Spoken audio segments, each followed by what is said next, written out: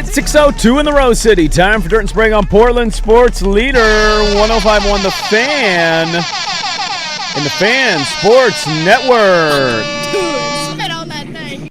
Happy Football Friday, everybody. What is happening? 180! 185! Oh, it's back, baby. 180! Oh, it's back. 185! What's that? Here we come! It's a man's game now! Yeah! Yeah! 180! What's that? Hot! Turbo! What's that? Somebody jump on sides. Here we go. It is back. Happy Friday. Good morning. What's happening, everybody? Happy Football Friday. The second official/unofficial Football Friday of the football season. The football's pretty terrible, but it's nice to have football Technically back. speaking, it is a Football Friday. There was is. football on my TV last night. There'll be football on my TV tonight, man. There's 15 days until college football is back in our lives. Fully in swing. We're Yes. a week away, or 8 days away from the Week 0 games. A week from Saturday. I mean, I know. It's really dumb. But technically, the games do count. They do. They will. We we will watch. The standings or the records next to your team name will count when you win or lose those games next weekend. So So yesterday I started my fence project. Yeah, you're building your fence in your backyard? Which was just an absolute pain in my ass. And this the thing hottest day of the week. Good call, It was a little steamy It out was there. hot as balls yesterday. Thanks, guys. Yeah, I wouldn't yeah. know it. Yeah, really I was hot. only shirtless and still sweating so much that I wanted to take my skin off. It's going to be a nice, cool 81 today. Should have postponed one day. Kick it tomorrow. You know the sections in between posts of fence? Yeah. Yes. So my buddy John is helping me with this because he's a big construction guy, okay? So we're building this ourselves. Is this the plan? Yeah. We decided we're going to Look, do this one Mr. Plywood solo supplied it, dolo. They hooked you up with the wood. and I was going to hire people, to be quite honest with you, and he Right. was like, no, you need to do this. And I was like, Really? He told you to do it yourself? You can build this. well, he's going to help me. I Okay. mean, he knows what he's doing. I don't Right. know what I'm doing. Now, did you have to Today go? I'm laying the big wood. It is laying the big wood. Did you have to go and like sink the posts and get the concrete and that sort of thing? So here's what's funny. None of the three people on this show have any idea at all what to do in a fence building situation. No, not No. at all. We have a general idea of how it works. Yeah, I get I the, get the concept. exactly. nuts and bolts of it. So he comes over yesterday, and this is like just after the first quarter, I want to say, of the Raiders-Texans game. Okay, so about it's 5:30-ish. 5:45. It's already over. It's Yeah. 17-3. Mendoza's playing Oh, like right dog after the crap. pick six. Right Thanks. after the pick There six. you go. Right. So he comes over, and I have no idea what we're doing. He pulls out one of these jigsaws, or not a saw, but like it looks like a saw. Okay. It's got a blade that you attach. There is a blade involved. And I was like, all right, how are we gonna do? And he just It starts he cutting just everything literally up. cut my entire fence down. Really? And the sections between the posts are usually about 8 to 9 feet width. Yeah, something like that. He just cut all those sections down. He has a dump trailer, and he just says, "Pick them up." Let's go.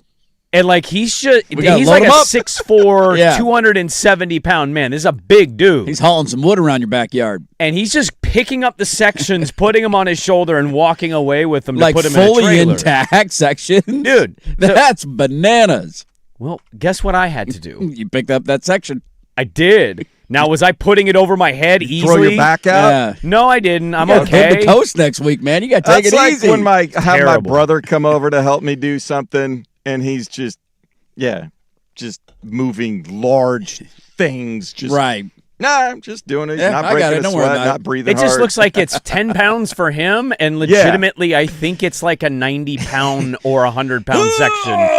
And I'm over like your head. kind of dragging, lifting, and I'm like, just get it there. Just do it. Just do it. Just do it. Just do it. We want to tag team this thing? I'll get one side, you get the other side. What do we think? Make it a little bit easier? Terrible. Work smarter, not harder here? It was not fun. I had to move 2,000 pounds of concrete by myself. That was fun. That's an easy thing to do. Oh, yeah, just That's delightful. very simple. Go throw that thing in the trailer. It's like, well, I'm cutting. Why don't you move all those bags of 80-pound concrete? And I go, Go put them next to where we're going to pour them, all right? let me get right on that. So I just had to move them bag by bag.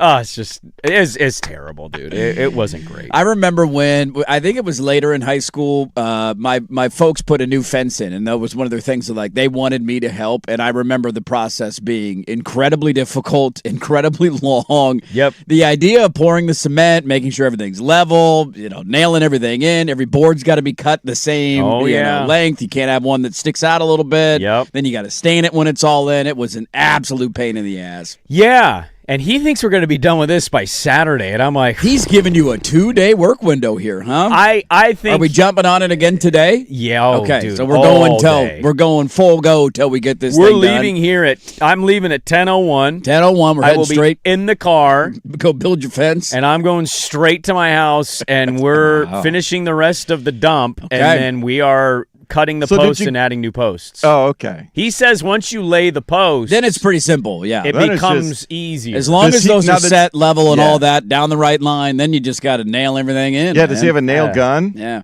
Boom, boom, dude. boom, boom.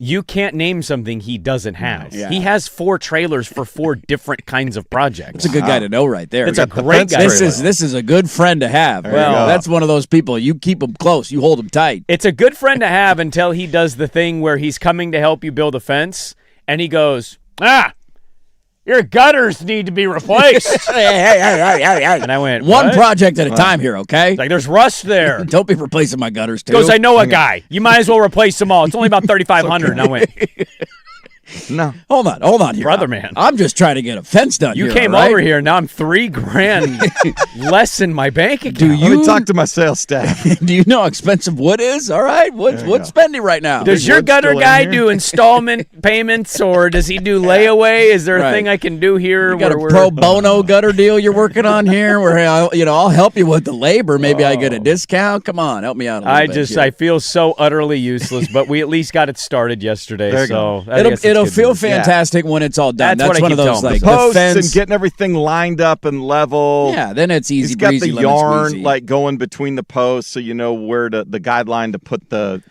slats of the fence. I didn't grow up doing a lot of manual labor. I did that a lot later in my life. Like I worked for my uncle's roofing company Right. when I was 18, and then when I was 20. That was like my real, I did yard work here and there, but like we didn't live in situations that required a lot of maintenance, right? It's like Right, apartments, mobile homes. Right. Like, so I'm not very familiar with the physical labor world. I don't have a lot of experience. No. Right. And I am We absolutely. don't have any calluses on our hands doing this job. Not a lot of those. Not in this job. I get a no. callus occasionally from hitting too many range balls. Other than that, that's about Exactly. it. So if I'm not doing manual labor, the idea of doing manual labor, I'm always in my mind like, who could I call and hire? Yeah, who is the person I could go to here? But even though I'm kind of a city boy, what I would say is like once I'm locked into a project, I'm in. Yeah, you're I right. go to a dark place and I'm like, we got to get this done. Well, especially, too, it's funny because I just talked about this when you were out. There's a bit of an internal clock ticking of football season's almost here. And that eats up a lot of time, and it eats up a lot of weekends. I got to get that fence done. Right? Like some of the weekends, you're like, whatever. The games aren't that great on a Saturday. Maybe I could get some stuff done here or, whatever. There's a bye week for this team or that team. And so you'll have a little openings occasionally, but there's that internal clock going of like, it's about to get real. Mondays, Thursdays, Fridays, Saturdays, and Sundays. There's not a lot of days left in the week that aren't incorporated in a football season. And the last thing you want to do is have a massive fence project that's going on the entire weekend, right? So smart strategy to get it done now, hood to coast next week, and then football fully begins. Well, I love the idea that you're literally blocking out Monday, and Monday there's night. one game. I mean, I got to be around Monday night Thursday, football. That one Chiefs game. Broncos opener? Are you We're kidding off me? at 10 a.m. It's an AFC West thriller. 10 a.m. Bum, bum, bum, bum, bum, bum, bum. I'm jacked for it. It's funny because You have the entire day. to I get do this. stuff I done. do the Yeah. same thing you're doing of like, I don't know, man. Saturday. It's like there's gonna be a 5-hour window of crap football. Oh, without a doubt. that we won't talk about on the show. Nope, but you can't miss it, though. That Iowa-Illinois game at 9 a.m. What am I going to do if I don't watch that game, man? So that leads me to something funny that happened. So before I started the fence project yesterday, and by the way, made a grave mistake, massive mistake. Point of note of point of note. I don't remember how it goes. Note of point? I'm probably That's not saying not it right at all. Do not work out 2.5 hours before you start a massive fence project. That involves heavy lifting. Yeah, probably not a great idea there. That was a stupid idea by me. It's going to full sweat in. But as I was in Arnie's and I'm watching NFL Live and I'm like taking in everything of the day, I get a text from a coworker, Patrick Harris. Ooh, what's P. Harris want? He texts me, and I want to read because I want to be very honest about this. I don't want to upset anybody. Right. I feel like you and I, you may not like a lot of stuff that we do or say, but the one thing you and I think you can agree on is we have been very, very honest about where we are as football fans. Yes. Correct? Yes. At least with the local team. Yes, without a doubt. Well, listening to the boys. Will I put a game on in the background? Sure. Will I go to a game maybe once a season? Yeah. Have a great time. It's a great atmosphere there. Summer night, have a couple of beers. I appreciate what they do. They've brought a title to this city, and there's a lot of diehards that love the Timbers. I'm not anti-Timber. I'm just not a big MLS guy, and Patrick knows this of me. So Patrick yesterday texted me in the middle of the afternoon. It was right after he had gotten off the air, and he shoots me a random unsolicited text and says, would you watch Louisiana versus USC instead of a Timbers game on the road against a team battling for similar playoff position? I'm like, okay, that's an interesting question. Because next year, by the way, they're going to do the speed season. Yes. But they're going to be on the Premier League schedule. They're changing the calendar. It'll be a fall to late spring kind of deal. There'll be a mini season from like February to May. And then they'll unveil and then they'll start, I believe, in August. Yes. Okay. Because the Premier League starts this Saturday. It does. Oh, the beginning of the season. And I've been told like it's good for the calendar because of transfers, everything that is around soccer. It's good for it, right? Also the World Cup, the years that happens and guys go play. So he asked me this, and I go, is that the only college football game on? And he goes, no. Arkansas, Utah. And I go, oh, God, yeah. Amen. Definitely college football. Yeah. Timbers might be in my iPad screen, though. He goes, wow, sicko. I said, I never really care about the MLS as a league. I don't think they do a very good job for themselves. And I have a Premier League team. So, like, I've already kind of gotten into soccer in some way. Watching a little more footy. And it's a better team than the Portland Timbers from a talent standpoint. No offense. Sure. And he goes, what about February, March, April, end of MLS season? I said, buddy, that's the Super Bowl, NBA trade deadline, and NBA playoffs. He then goes, wow. He then responded again and said, Arkansas is picked dead last in the SEC. And I said, that's fine. Utah beating Arkansas would be huge for Scally and really draw eyeballs about the SEC. It's a nice little Big 12 win over the SEC, huge man. Big 12 win over the SEC. They need that dub right there. But it was just funny because he was trying to pull games out of his ass. Yeah, they're just random college football games that I could throw at you. And I'm like, dude, I'm not watching every down, every second of Louisiana USC. I'm watching the majority of the first half, though, fully until the game's 42-0. But Arkansas, Utah is on the main screen. Right.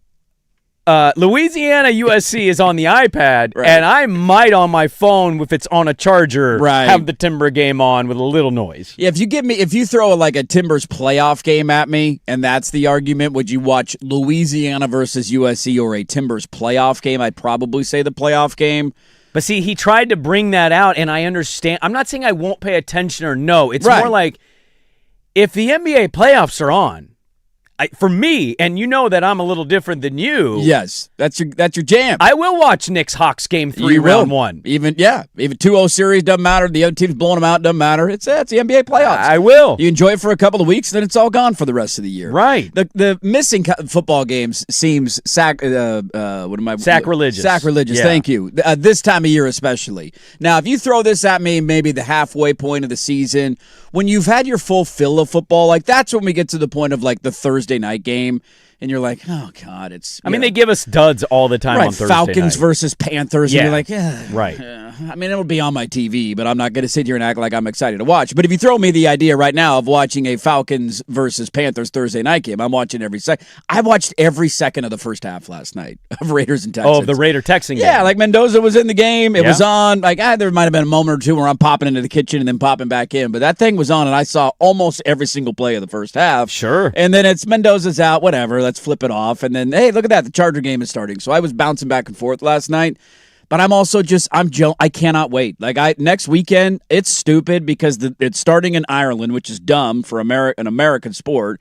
And the slate blows, but I'm going to watch every second of probably 4 or 5 football games next weekend. Oh, I mean, Hood to Coast is going on, so I'll check out some of the action on TVs in Seaside when I get to town. Like, does North Carolina get drilled? Because that'd be pretty funny if they did. TCU, by the way, there's a report that they had a fight in their locker room and one player knocked another player out. Ooh. That player is still in the hospital and the other player got kicked off the team. So, that's an interesting little storyline. You get USC versus San Jose State, which will be 87-0. But it's still a preview of USC. And how do they look, and you get to watch it. And so, like, there's enough there's a fun G6 game, Memphis versus UNLV, Dude, which might be one of the contenders for the playoff spot for the Yeah. G6, and then I get Stanford versus Hawaii at 4 o'clock. Why not? ESPN's very weird. They don't call it week 0 on their scoreboard. It's No. week 1, but it's extended from the 29th Yes. of August. They just combine the two things because there's only like 7 games the entire day. We yeah. also get North Dakota State in the Fargo Dome, their first game at the FBS level. Why not? How about that? Tickle my fancy. Jacksonville State's in town. The Bison are favored by 7. I mean, this is I'm so for sure gonna be ridiculous. watching I'm So that is game. the literally NC like, State I was going to Virginia say, game- NC State Virginia has me a little interested. Well, is that a conference game or is that? That's was that a great the thing question. No, that- didn't we look this up? Isn't this that well, this weird was the one that caused all the non-conference? ACC problems last year. They have that again. I don't know if this is one of the games. Let me see. I love a conference game to start a season, by the way. I do too. I'm cool with Ohio State, Texas type games, obviously, but I'm also cool with random conference opener. Like, I can't remember why or what the year was, but I looked this up once, and if I'm mistaken, please correct the record. No, there here. wasn't Washington, there- Oregon, or I think, yeah. opened Oh, I the was there. season one year. I was there, yeah. Why did they do that? I don't remember why. I don't remember if other teams in the conference did it. But and I my remember God. it was really weird, and Oregon kicked the crap out Yeah, of them. but how USC exciting would that It was be? a very fun way to start the year. You know what I mean? USC used to do that occasionally when the Notre Dame game was the last game of the season. Oh, they'd open with a conference They game. would open I with a think I remember conference game. some They'd of that. play Stanford or Them and Cal. Stanford would always play in the first couple of weeks of the year because Stanford and USC both play Notre Dame in a non-conference game later in the season. Yeah. That one was that was always a good kind of rivalry early in the year. I don't know Yeah. how many times it was the opener. I don't remember if other Pac-12 teams that year did that or if that was just an Oregon-Washington thing, but I remember that game vividly. I was there. I feel like because I went through this. This was That years was a ago. trend when the SEC, I think, used to do that. I want to say Oregon State had a year, but I might be wrong on this. When I looked it up, they had a random conference opener or something. And I was like, what? According, by the way, to Google AI, the NC State-Virginia game does count as a conference game. So that is a conference I love game that. this year. I love Virginia, it. There people you are go. high on Virginia. They were in the ACC title game last year. Brought a lot of talent back. Yeah. No. You don't need to talk us I'm gonna into it. We're sell going you to into watch it. Cavalier You don't need to football. sell it. I'm You going to got your watch it. Wolf- Get your wolf pack on. What do you think, man? You excited about that one? I felt like I let a coworker down because, look, Patrick is doing a great job, and what I think he brings to the fan is a very valuable thing. We know Swag likes the Timbers. We know Sukanik frequently pops mushrooms and goes to Timbers He matches. loves doing that. But like Patrick is legitimately sitting in the press box. He's legitimately doing Timber Fan as a show every week. He is really into it, and I think he does a good job bringing that coverage to the station. Without a doubt. And I love to talk with him about this stuff because he'll never get offended by it, and vice versa. No. But I felt like I let him down a little bit by saying Louisiana USC. It takes a little Sign bit me of up. priority. The question Does tomorrow Miami throw an morning. early pick six? Does it get uncomfortable in the first quarter? Tomorrow morning, 7 a.m. Are you in front of your TV or are you on the fence? 7 a.m. Do we have a Forest game? Nottingham Forest and Leeds season opener. Season Ooh, opener. game I will one. have that game on. Premier League. Yeah, I'll have my jersey on that you got me, and I don't think the fence project will start quite that early. You can't quite start at 7 a.m. That's No. a little too early for the neighborhood. There's a cutoff there. About 9 a.m., I feel like making loud noises. We're against it. I guess I'll ask. I want to ask you guys a neighbor question. Yeah. I want to get to the football stuff, be a sports show today. Yeah. But I want to ask you a neighbor question about Anybody else paying for that fence? well, Different question. it's a different You conversation. go knock on a door. Anybody say yes? Well, I want to talk about that. So I have a question I want to ask you about your neighbors. Walk around the neighborhood with a collection basket like you're in church. See how that goes.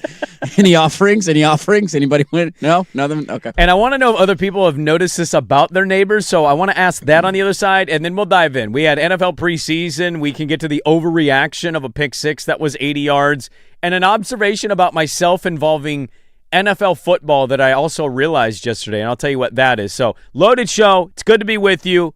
Dirty Poll rolls on. Should we tease who it is or We wait? can now. Now that we're on the show, we can. Okay, Yeah, now all that right. it's day up, but you got to tune in to find out. Okay, I didn't know if you want me to wait until No, the it's okay. segment. I already tweeted out he's coming on the show, so anybody who No. clicked the profile can figure out. The Texas Tech is number 11. Texas Tech. The villain of college football, who also, by the way, where are they going in week 2? Oregon State. Cor Vegas, baby. Yeah. They're coming to town. Are they scared? Kind of want to go to that game. See, that's a fun opener, man. It is. It's a but night game, too, I think, right? What else is on the slate? You know what I mean? But we'll get to all of That's that. a good It's question, a loaded yeah. show today. It's good to be in a football Friday. We're back with more on 105.1 The Fan.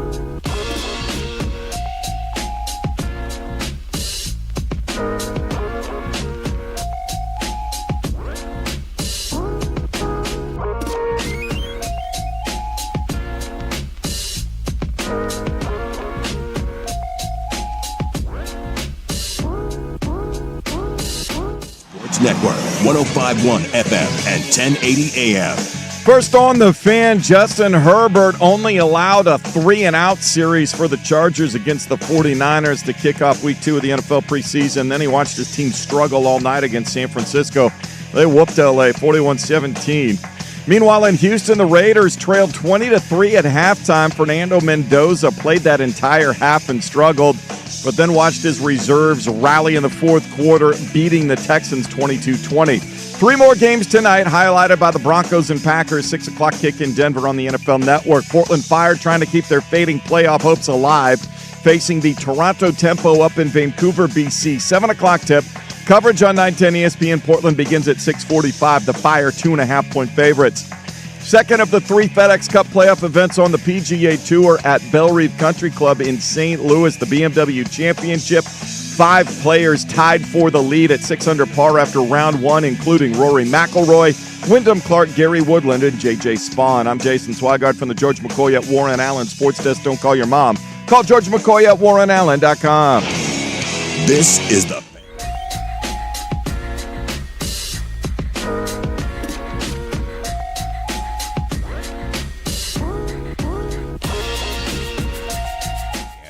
Fan text lines 503-864-6326. So a quick question for you guys before we dive into the football chatter. Yeah.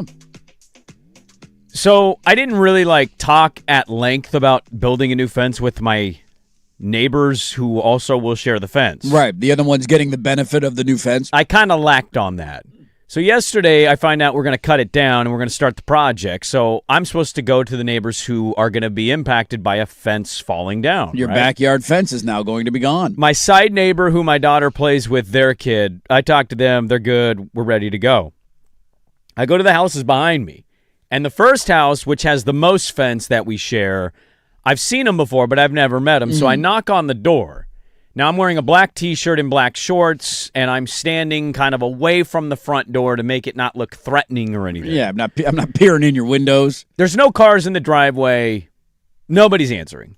I'm like, they probably aren't home, but also, do I look like a door-to-door solicitor? In the all-black outfit. I was would a little say worried. all black isn't necessarily I didn't know. too solicitory. So they're not home. The next house, which shares maybe 20 feet of fence, not very much, all their cars are in the parking lot. Mm-hmm.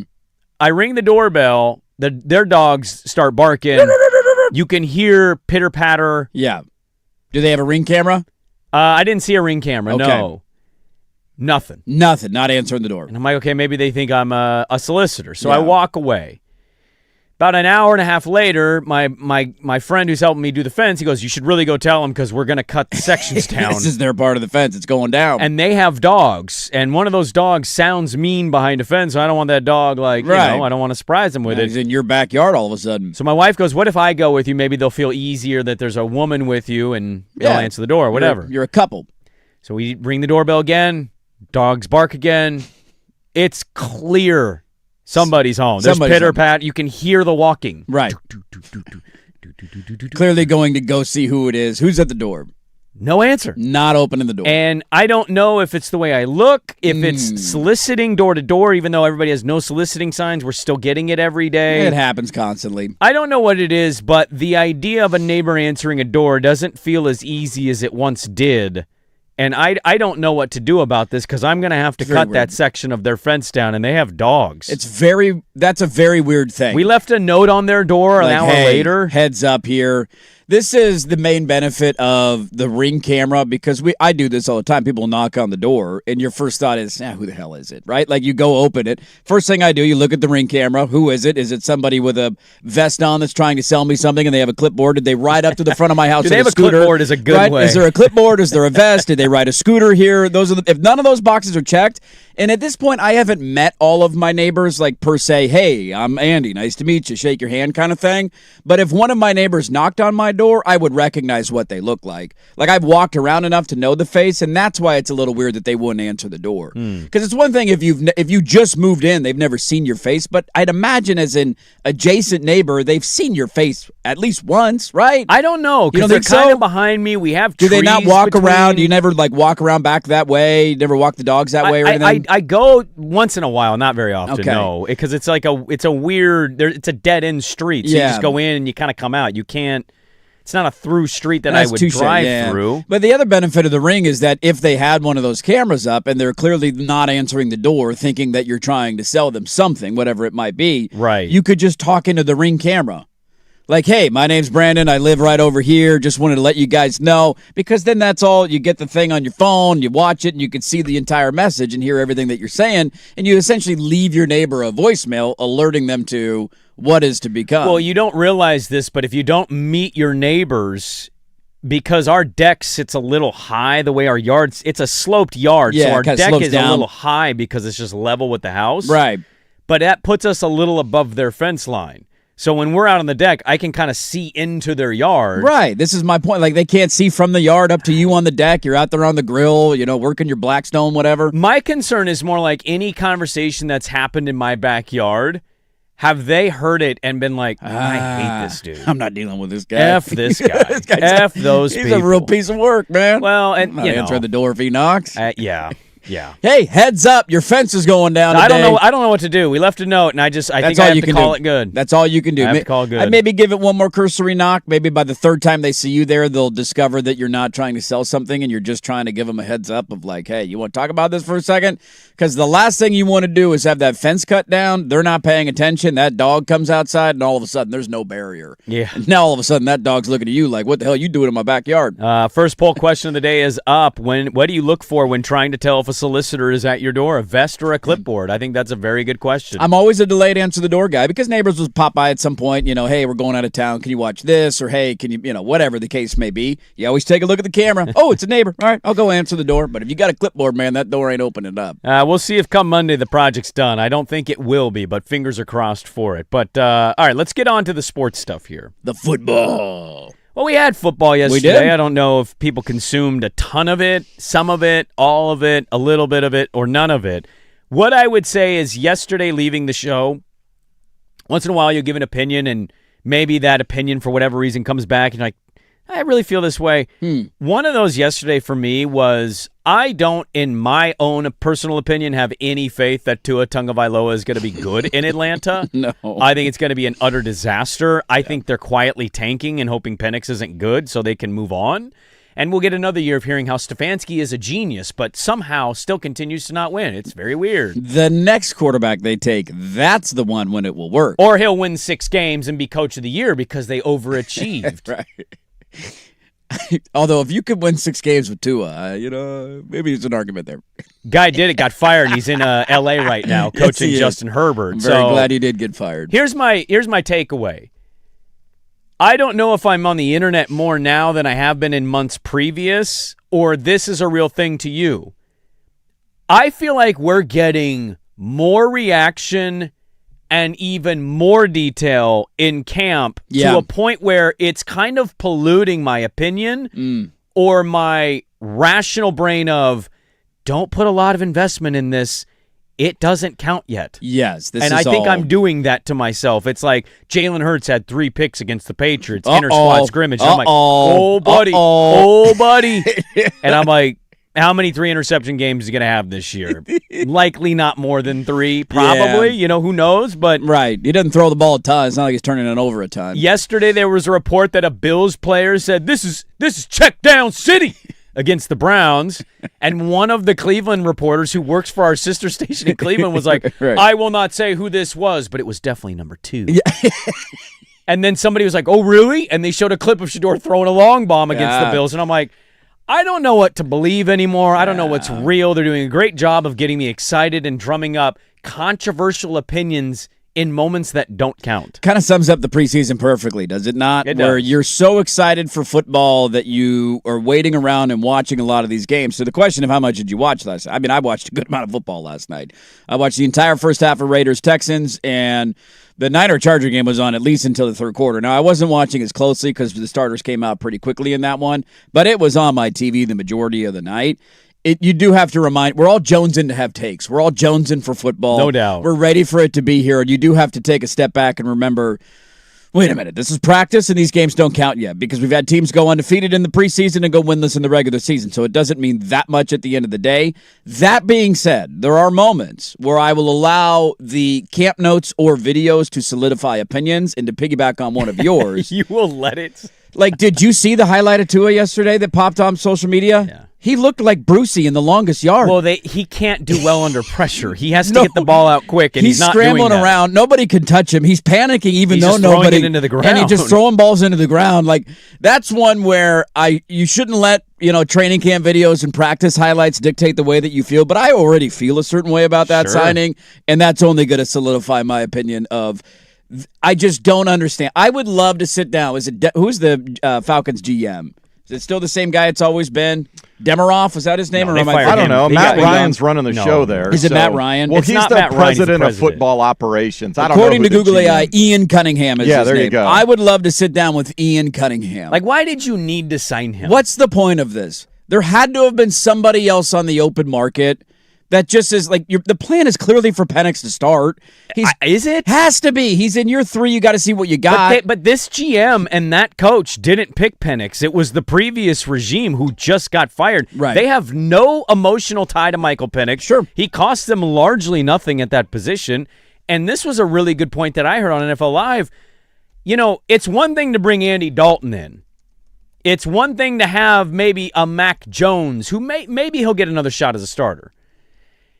It's an entirely different thing to bring in a subpar height quarterback who clearly had diminished when you're in the situation you're in. Right. Like, it just didn't warrant bringing in a Tua. No. It warranted bringing in an Andy Dalton type. A Joe Flacco. A Flacco. He was available. And saying, that's the backup. We know he can play 9 games, but we're going to see what Michael Penix has, and then we'll decide if we move on or not. Then it makes sense. Instead, you got damaged goods that wasn't good in his last place and just clearly isn't going to be going forward. Like, that's one, you never say never to a certain extent with NFL quarterbacks. That's one I'm saying never with.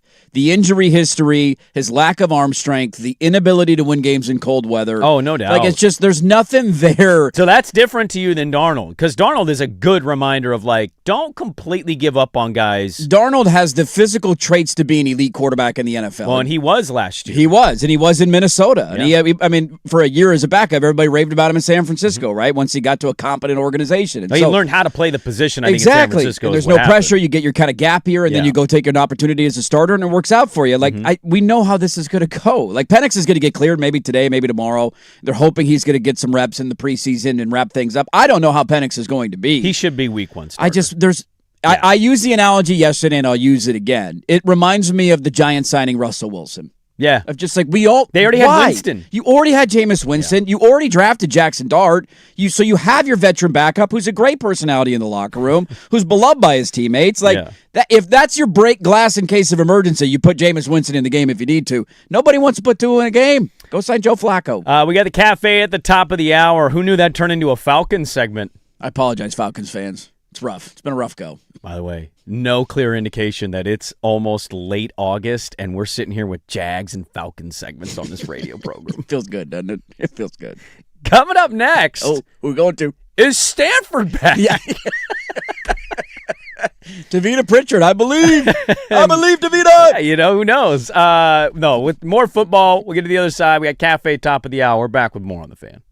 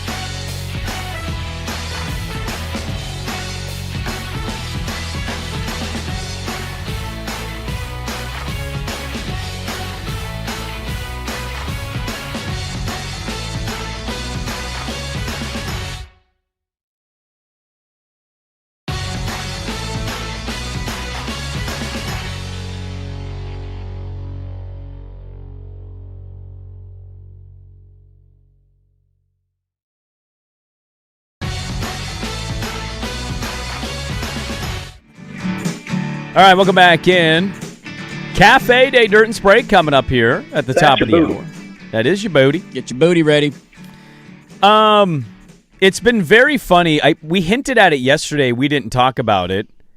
It's been very interesting to watch the NFL guys go back to college. It just is making a mockery of the system. And I've seen a lot of college basketball coaches, Dan Hurley being one of them, saying, welcome to the battle we've been fighting, because this is going on in college hoops more than it is college football right now. Well, I assume you talked about it. Maybe you didn't, because there was a lot that happened while it was out. But, did you guys touch on the Dusty May quotes? No, I didn't end up getting to that. I did not. He was asked why he left Michigan for the Dallas Mavericks, and it was this. He was like, it's a disaster. It's not being legislated. Nope. It's a very big problem for the sport. I couldn't handle it anymore. So you know what I did? I took a better gig. Yeah, it's the Dallas Mavericks. They're paying me more money. I coach Cooper Cup. Don't have to Cooper Flag. Cooper Flag, and I don't have to actually recruit. Yeah, exactly. It's a win-win-win-win-win-win-win.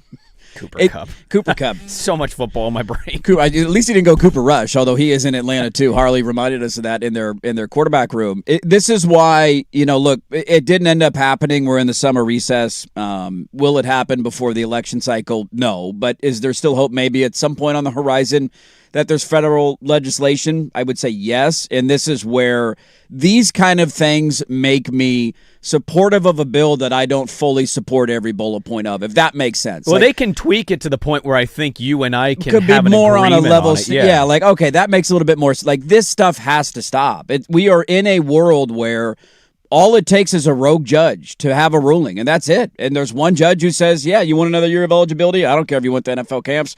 Come on back. That's all it takes.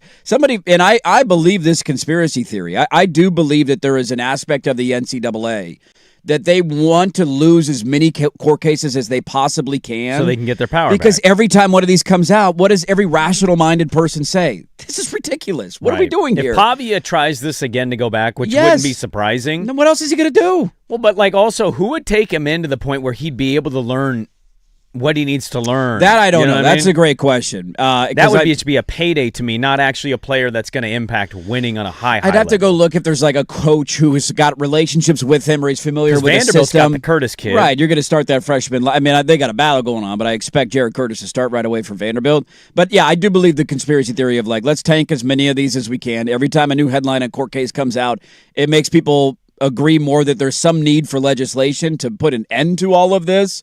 But until we get there, it's just going to continue to be the Wild West. Well, so I have a friend who's a Seahawk fan, and he follows college very loosely. He's not a diehard college guy, but he's a Seahawk fan, and he posted the image of running back T.J. Harden, and it was announced while he was wearing a Seahawk uniform, like in a preseason. I think he played in their first preseason game against Dallas last weekend. And it said he has hit the portal, and he goes, "What the hell world am I living in?" And I was like, welcome to the new life of football between pro and college. There was another one yesterday. Ole Miss tight end Daquan Wright became the first NFL player to hit the transfer portal. The undrafted rookie is looking to return to college football while currently a member. He's going to make the Brown roster. Yes. Like, they like him. And he, now with this ruling, is like, well, some school might I'm pay me. undrafted. I don't make that much money. I go back to college and make like $2 million, and I just need to know my route trees. Right, potentially, depending on who needs you and who needs a tight end. So it's a bit ridiculous, and it is a bit of a circus, to say the least. I don't like the legislation still. I kind of agree with you that whenever, don't they take like the whole August off? Yeah, I can't remember the calendar off the top of my head. These people get on television and tell us how lazy Americans have become. And none of them work. And then none of them work. They don't pass any meaningful legislation. They allow all these billionaires. Anyways, I don't want to get political. I digress. But my point is, I do think you're going to be right in they're going to pass it. At some point. But it's more like, what tweaks do they make to the bill? Because you know my stance, and I thought it was very eye-opening yesterday. It was really good stuff from Matt Moscona yesterday on LSU. I thought his Jaden Daniels stuff was good. I thought him just talking about the team. Did you catch the little blurb in there? Not that this was a surprise to people. I'm pretty sure I have it right, unless Swag can correct me, that he basically told us in the interview that's a $50 million roster. That's what he essentially hinted at. Yeah, you're paying $50 million for your team. There are expectations. Are we supposed to be an agreement of a cap at 23, but we know they've jumped that shark 2 years ago? There's no such thing as a cap. $50 million roster? That was the last tweak that they put into the bill when they were trying to ram it through before the summer recess happened. A lot of the big fish in the sport were upset about the idea of a hard cap for obvious reasons. Yeah. And so what they essentially, if my remembering is correct, they essentially worked out an idea where there's two separate caps. There's a cap for bringing in players, recruits, right, signing guys, all of that. And then there's a retention cap that you can use to re-sign the own players on your roster. Now, the one big difference that I will say, because I'm glad you brought up the Dusty May stuff. I did see it, and we didn't talk about while you're out. It was just one of the things that got lost in the shuffle. The biggest difference between college football and college basketball right now, at least with the powers that be, like if you're a lower level college football coach, Jamarcus Shepard, we'll use him as an example. Yeah. If he has 5 or 6 elite players this year, what is likely to happen to all of them in the offseason? They're all likely to bounce up. Now, maybe not all of them do. Maybe some of them stay loyal. But the odds tell you that the majority of those guys will move on. At least if you're a big fish in college football, it is still an exhausting job. It's a never-ending job. It's 365 days a year, but you don't have to necessarily deal with rebuilding your entire roster year in and year out, right? Like use the top 15 teams in the sport, Georgia, Ohio State, Oregon, like go to Indiana, go down the list of all those teams right now. The bulk of their players are back year in and year out. You're not losing a lot of starters. It only happens if rebuilding, programs right? fire a coach, Exactly. and then it's a gutting of the roster to bring in your own guys. Or you have a disappointing season or whatever the case may be, or a coach moves on. College hoops, there is a very realistic threat of like you got essentially a new team every year because you already have the one-and-done idea. So if you sign an elite player, he's usually there for a year and then he's gone. The portal, all that other stuff. And so you're almost having to reshape your roster every single season, unless you're like a Tom Izzo at Michigan State. He's one of the rare ones who seemingly has Michigan State guys through their entire career. But everybody else, you got to go back to the drawing board every offseason. So if you guys missed the quotes, I'm sure some of you saw it out there, but the quote was basically because The Athletic did a piece on Dusty May and why he left Michigan. And he said when Mike Schmitz called him in the spring, shout out the Blazers. Hey. He basically was like, hey, are you interested? And Dusty May said, I was actually very excited to get to the Big Ten meetings because we're going to find some solutions. He says, quote, I go there, and I was just like, oh, my God, nothing's getting fixed ever. And so when Mike Schmitz called him, He just called them like at the perfect time of him just getting out and finding out they're not going to do any different. They're not going to change anything, mandate anything. And Dusty May, who just won the national championship, was largely going to bring back a decent amount of his players that hadn't left for the NBA. But it's still like to your point, an ever-growing problem even for the elite of the elite. Yeah. Of, holy crap, we have to change out 7 guys. Right. And basketball, to me, we can discuss and debate college football portal guys, no portal guys. Everybody's doing the portal with a brain. We know it can work. Yep.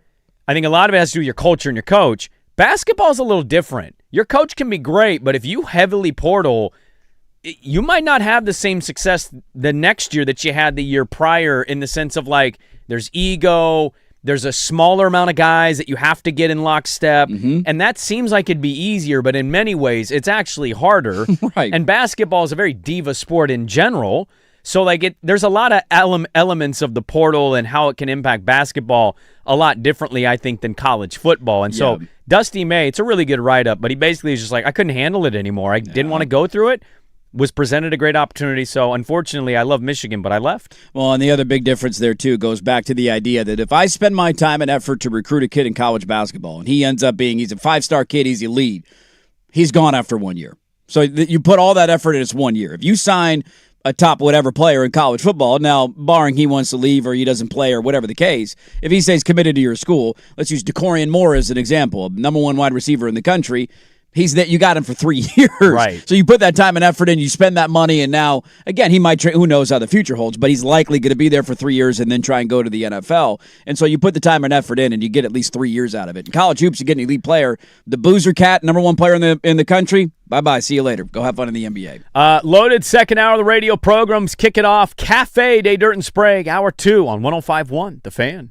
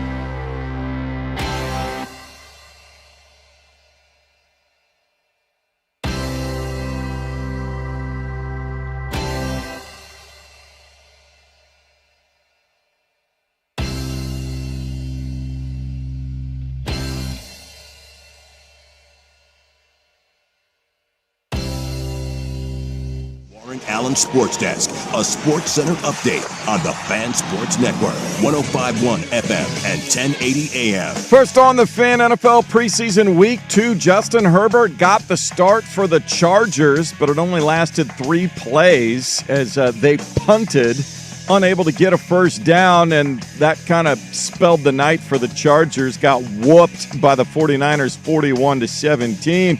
Meanwhile, in Houston, it was a tough first half for Fernando Mendoza. Could not get in the end zone, gave up a pick 6. But the Raiders rallied in the second half to beat the Texans 22-20. 3 more games will highlight week 2 tonight. Broncos and Packers at 6 in Denver on the NFL Network. Portland Fire, they have fading playoff hopes, but they're still alive as they take on the Tempo in Vancouver, BC tonight. 7 o'clock tip. Coverage on 910 ESPN. Portland starts at 6:45.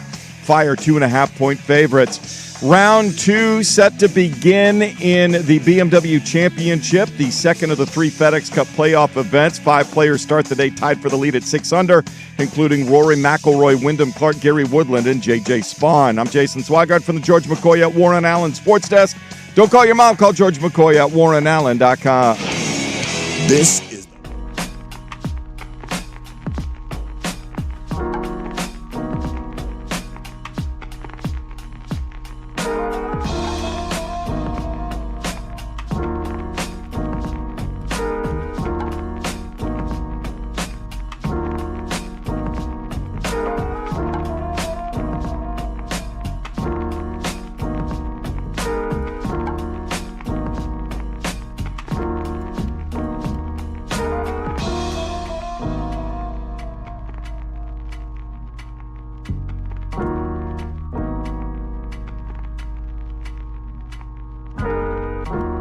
Again, Dirt Sprague here, 105.1 The Fan and the Fan Sports Network. Ready.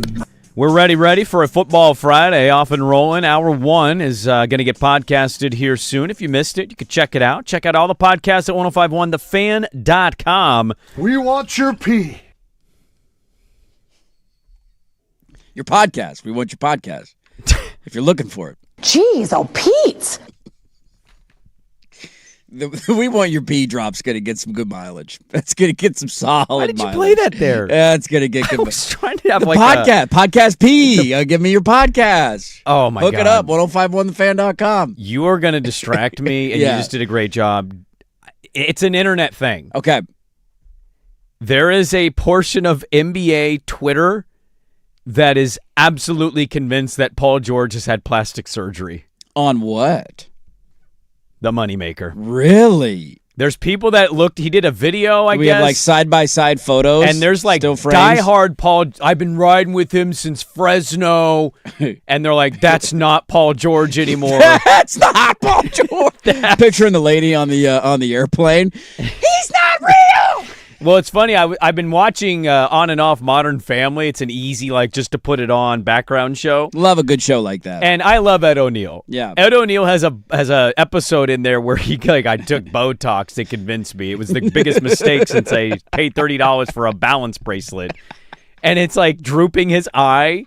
There's going to be an athlete or two that does this, and we go, oh, my God. Not that there hasn't been already, obviously. Sure. Some guys have done it. David Yeah. Beckham's hair is entirely fake. Yeah. Landon Donovan's hair. Tom Brady's hair. Pretty redonkulous. Usually guys with really It's good... mainly a hair thing It's for men. usually hair for men, but Yeah. it's... Tom Brady is example 1 of the moneymaker. It's the two we have going with men right now is it's the Ozempic stuff, right? Like the Charles Barkley commercials are throwing me off. He is legitimately skinny now. Well, every time I see him, It throws me off when skinny people do it. that gets skinnier. Yeah. Yeah. Have you 'Cause- seen the John Goodman pictures? Oh, yeah. Dude. I mean, but that's a good thing. It is, yeah. I don't know if he's lifting or I- if he's exercising. It seems like he might be one of those. He takes it and he's skinny. Look, I have no idea what John Goodman's personal health I routine don't is either. behind closed I don't doors. either. And I love John Goodman. I love John Goodman. I tend to believe if you were that unhealthy for that long, we probably haven't made that many significant life changes, and we're just, let's shoot some fish in a barrel here. As a fat man, I can't blame you. Maybe I'll try it at some point. But the hair and the losing weight are the two biggest things. Similar to the plastic surgery of women, when you look at the face, face, you're like, oh my God, why did you do that to you? The hair just kind of looks funny if we all knew that you were bald. And getting skinny is a good thing, but sometimes it happens too quickly. Well, are you ever going to care about wrinkles on your face? No. Okay, so I you'll don't never think do so. Botox. I will never do Botox. I no. won't either. I would do I'd try an Ozempic. You give me a shot. Let's see how much weight we could lose. What about like a hair restoration? I'd contemplate that. Yeah. Botox. Yeah. Whatever. You know, I don't know what you look like with long hair. I've seen you with hair that you have now long, Right. but when I met you, you buzzed cut. Well, even when I have longer hair, I still wear a hat every day because I'm slowly balding, and it's getting bad. Dude. Well, but it's getting real bad. no, but my point is, I've never seen you with actual like.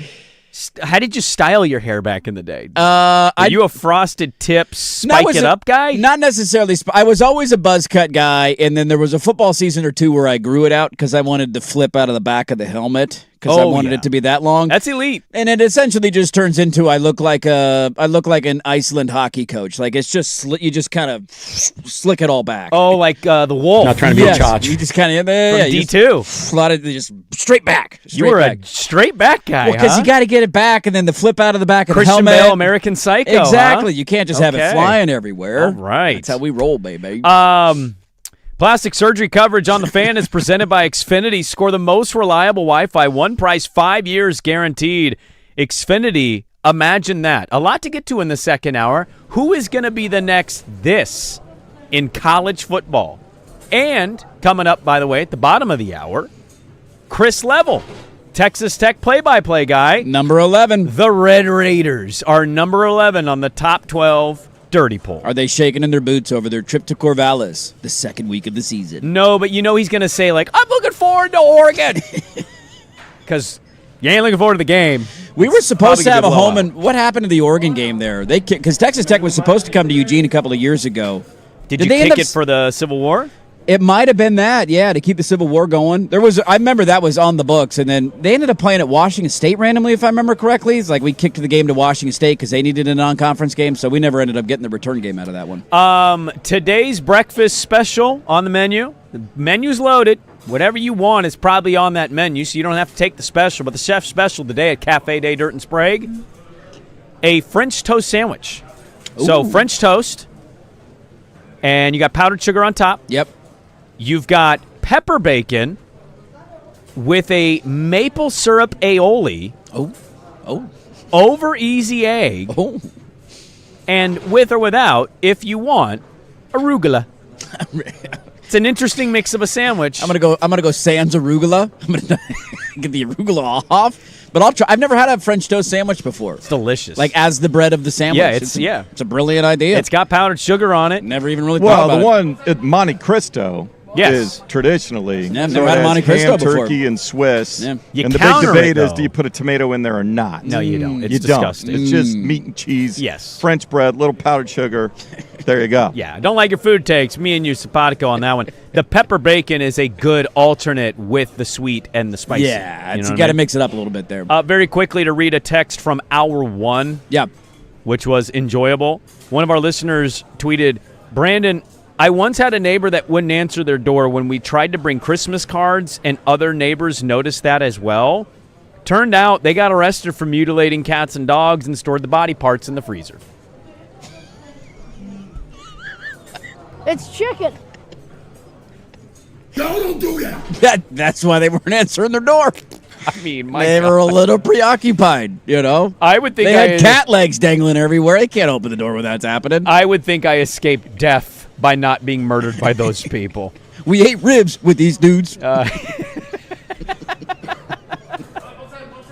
That's an all-time great internet moment. All-time We moment. ate ribs together. Let's get it going. Cafe Day, Dirt and Sprague. It's reported this week Park will skip the Asian Games. The Continental title. There's a stoppage here, and Angel Reese is pointing out the perpetrator. Something was thrown onto the court. Oh, no. And security has made quick work of this. Yeah, this was unfortunate WNBA action yesterday. The Atlanta Dream ended up destroying the LA Sparks, who are terrible. Somebody threw, of course, a sex toy onto the court in the middle of a free throw. They caught the perpetrator right away. Angel Reese saw him do it. Pointed him out. Look, I do have a really honest take here. this is going to sound and make no sense to some.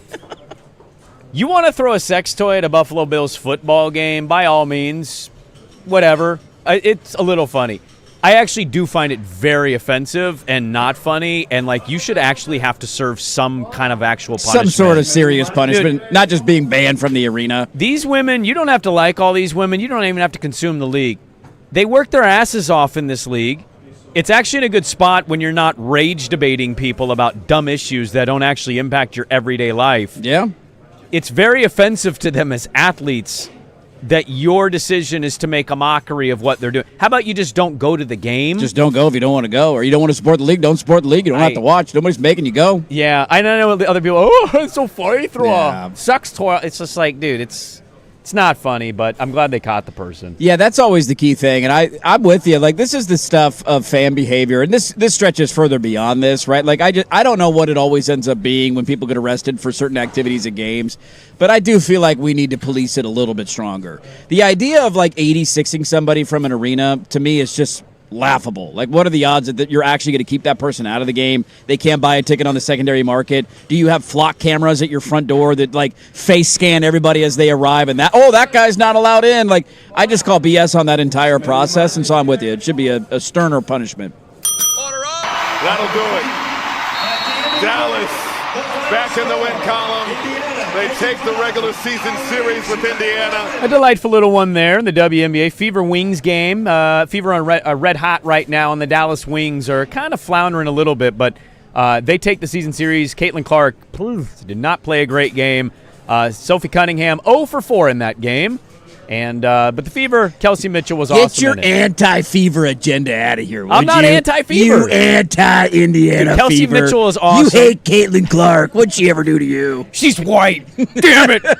Did I read right that Fudd is out for the year? Yeah. That's a bummer. Look, it's okay to say this. Bad decision to not take Olivia Miles. Is it? Yeah. They might win a title. Fudd was the number 1 overall pick, right? Yeah. She was number 1. Well, yeah. Kind of noted this before the draft. I mean, there was there's a reason there. She was picked, and they're never going to admit it, but we know what the reason was. There's a reason for the season. Her wifey's on the team. What are we doing? Let's keep Paige Beckers happy. That's a good thing. When I've gone through some treatment and when I'm doing it, when I'm struggling, I put my hand on my heart just to remind myself that I'm alive, and if I can feel my heartbeat, I know I'm breathing. And I've done that this year to just try to slow my heart down and tell myself I'm safe, and I'll be all right. That's Gary Woodland, who is tied for the lead at the BMW Championship as the second series of the FedEx Cup final. I mean, just catch the fever, dude. Do you know how many spots are available in the last tournament of the year? I don't. Is it 40? 30. We 30. got 50 right now in this. They went from 70 last How many week. of the 30 are already guaranteed a spot next like week? 25. Oh, so the tournament's a little... There's it's literally point positioning, right? That's what this is. The points... There's. So why are you poo-pooing it? Why is he... Because their entire end-of-season format is one of the dumbest that exists in all of sports. But I saw that it's the highest viewed that they It had. is. I don't know how to compute it. It's hilarious. Because I didn't... Look, I'm a golf guy. I love golf. I think know. their end-of-season run is just laughable. This leaderboard is Woodland, Leaderboard's Clark, great, though. McElroy, That's- Spahn, That's Goddard. great. It just 25 of the 30 spots are already secured for the tour championship. But the points is a thing. Yeah, and you start So with just one watch more the stroke. golf and enjoy the golf. I mean, yeah, I'm I gonna see. watch preseason football this weekend. There needs to be a rethinking of this. There absolutely does. But people are watching. The ratings have been solid. Last week the ratings were awesome. So clearly people are in tune with it. It just, to me, it's lost me as a golf fan. Is it offensive to ask out loud if golf is actually the fourth sport in the American Core Four? Yeah, I would say hockey still. What was the Stanley Cup highest rated game? I know Golf it did beats well. hockey. Well, And TV yeah, the ratings, major yeah. championship. If the you had major the majors- championships do, but Like- I don't think that. I think that's What's regular season different. hockey? Dude, the versus a final regular round last tournament? weekend of not a lot on the line averaged almost 3 million viewers. Point me to a regular season How many hockey game. hockey games get 3 million viewers outside of a Stanley Cup final game? So if you comp the And Stanley that's a- Cup to the majors, I think the majors come blow close it to out of not the winning. water. the majors are. The Masters with Rory McIlroy winning was like 20 million viewers average I've final seen them round. on my ride home or ride in today. But- Of like, is golf actually the Core Four? Who has more eyeballs on a calendar basis, UFC or golf? UFC? Yeah, I'm assuming golf beats it, but I don't know enough. I think golf, but I don't know. It's also pay-per-view stuff. I know, and some they don't always release all the information. I don't know. I know there's a lot of UFC fight fans out there. There's a lot of people. I just wish there was a way that we could give me a top 64 players or whatever number you want to include. Have a 3-week thing where it's a single elimination match play style bracket where you fill out your bracket. Like that's a fun way to end the year. That's unique and different. That's not this, aggregated points. You want an NCAA tournament ending. That'd I think be it fun. would be incredible to end the year. And you play different courses every year. You put whatever number you want to make the bracket make sense, but you earn your points throughout the year, and the top whatever go into a one versus, whatever. Similar to a bracket. You just play it. Match play, 18 holes, no strokes. You lose as a number 1 seed, you're out. Now I'm watching. I'm in. That would be a great way to do it instead of 25 of the 30 spots already decided, which, the golf's on the TV. That's nice, but I'll be watching preseason football this weekend. 2-2, the count. Another one comes. And a base hit to right. Mitchell will score. Hamilton racing to second base. The throw comes in late. It skips away, and it's an RBI double for David Hamilton. Yeah, there's Brian Anderson, Brewers TV. Unfortunate start to this one. The M's give up 6 runs early, and they can't overcome the deficit. They fall, and they lose the series to the Milwaukee Brewers. Good note there out of Seattle, though, despite losing another series.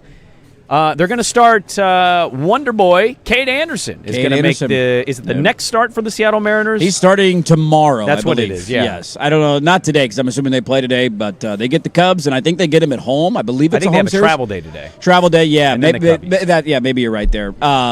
They get the Cubs. I mean, that's exciting to follow. I think some people would argue maybe you should have called him up a couple of weeks ago. He's been dominant in minor league. Go look at his numbers. There was really not a point in keeping him down there. Can I ask you a quick question? Yeah. I don't know the answer to this. I have seen Bill Simmons has tweeted about this kid 10 times. Mm-hmm. Why? Is he a Red Sox prospect they got in a trade? I think it's just, I don't know. The idea of maybe he's the next Paul Skeens, there's that level of optimism about this guy. So he's going to blow out his arm and they're going to have to shut him down the rest of the year? Yeah. I hope whoever had that Paul Skeens card absolutely sold it because that value. Not looking great right now. Do you know what his numbers are in the combined, because he's played in AA and he's bounced around a little bit, but in the minor leagues this year? What? He is 10-1 with a 1.06 ERA. He struck out 135 and walked only 13 in 93 innings. And so it's the idea of what are we waiting for here, man? Order up. Play action from Mendoza, and he comes back over the middle, and he's picked off. Wood as the rookie. Mendoza trying to track him down and cannot. Pick 6 for the Texans and the rookie. Mr. Buck and Mr. Aikman on the call of ESPN. Thursday night football preseason. I had to think about my days there because I'm so used to saying Monday with them. Fernando Mendoza made his start in the first half, and he was awful. He had an 80-yard pick 6 and a big deficit. I think the Raiders ended up coming back and winning this game. I didn't see the comeback, but Houston got off to a big lead. 22-20. Yeah. Backups blew the lead for Houston. By the way, Mendoza was asked post-game, hey, man, it was your first start. Did you feel a little jittery out there? I would classify jitters as over the top. Evidently, you're always feeling your nervous system activating. However, today I thought I saw it very well, and evidently there was one unfortunate play, but even that play I thought I saw it well, just didn't make the right throw. So I thought I saw it well. I was calm overall, and all I could do was respond and play the next play. But yes, overall I felt more composed. So Mendoza, jittery. I don't know about that. I felt more composed. Here's Mr. Buck, Mr. Aikman stuff was hilarious. I'm rooting like hell for this kid. I also will say, as somebody who watched the entire first half and saw every Mendoza throw last night, let me break it down for you. There was a moment. His stat line could have looked a little bit better, but Malik Benson dropped the ball on third down. He threw a ball. He would have kept the drive going. They ended up having to punt there. It was an out route. He hit him right on the money. And Benson, who's had a really good camp and had a nice catch a couple of plays earlier, couldn't hold on to it. Teammates had to come over and console him after that one. And I'm with him. The pick it's certainly not an idea that you want to throw it kind of late, under pressure, back a little bit over the middle of the field. He just happened to throw it a little bit behind his guy. If he would have led him to the other side, the defender was coming that way, and so he almost kind of threw it right into the lap of the defender. So it wasn't that bad of a decision, but that's the whole point of preseason, man. Have a learning moment. They're not going to decide who their starter is yet. They're going to let this thing run out a little bit longer, but we all know it's going to be Mendoza sooner than later. Order up. And again, the hang time showcased Cowling from the 16. Trying to get to the edge and does. Gets a block. Now down the sideline, keeps his footing across the 40. Cowing with one to beat, and he does!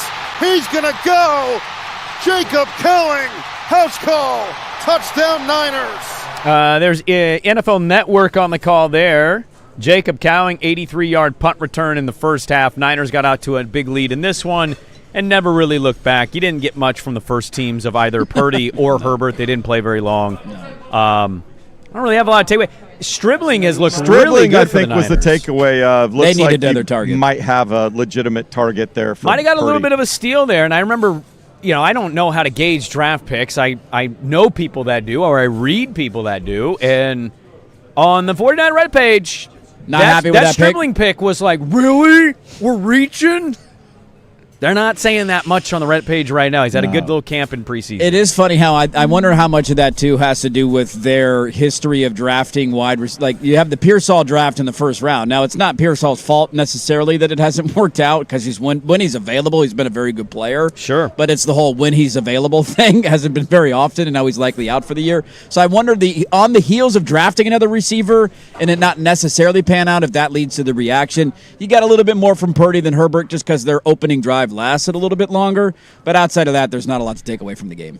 Is this quarterback belong in this conversation, and is this quarterback just trying to say the thing that he wants to happen, and can that happen? We'll get to the NFL coming up a little bit later on. We didn't get to some of that audio here in the cafe, but we move on from Cafe Day, Dirt and Sprague, to talking a little dirty poll. Number 11, Texas Tech. The Red Raiders. Coming in just below LSU. Chris Level, the play-by-play man for Texas Tech football. We'll talk with him next on 105.1 The Fan. Time to open the door to the Blazers. This is the Blazers Report, brought to you by Ponderosa Garage Doors, Portland's repair and installation experts. I don't like Portland this year. I think they've got a lot of pretty good players, but the fits are weird. I've got chemistry concerns. Oh, no, I've got just organizational concerns. Oh, no, you don't. You don't dare question the roster building of this team. That's an elite roster, Tim McMahon. Character concerns I don't necessarily have, although I know John Morant certainly has his history. That's not a fear that's top of my mind, and Damian Lillard is a pretty good establishing force in the locker room. But in terms of fit, 5 point guards, what the hell? See how it goes. 6 centers, 6 point guards. We're going to do this thing. This Blazer Report brought to you by Ponderosa Garage Doors, where they're taking service to new heights. Call Ponderosa today or visit them online at ponderosagaragedoors.com. I'm here.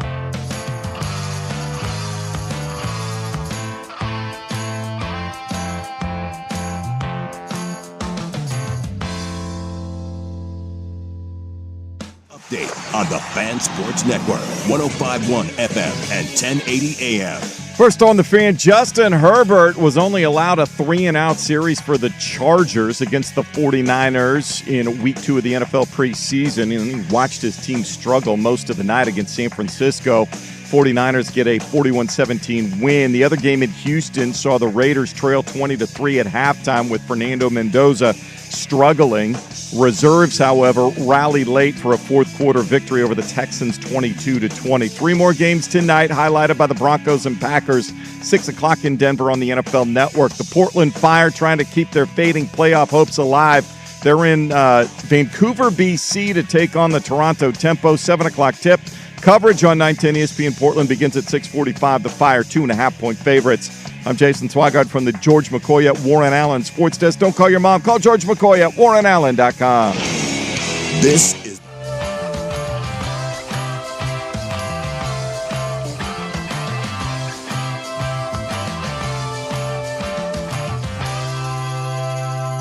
All right, the Dirty Poll rolls on.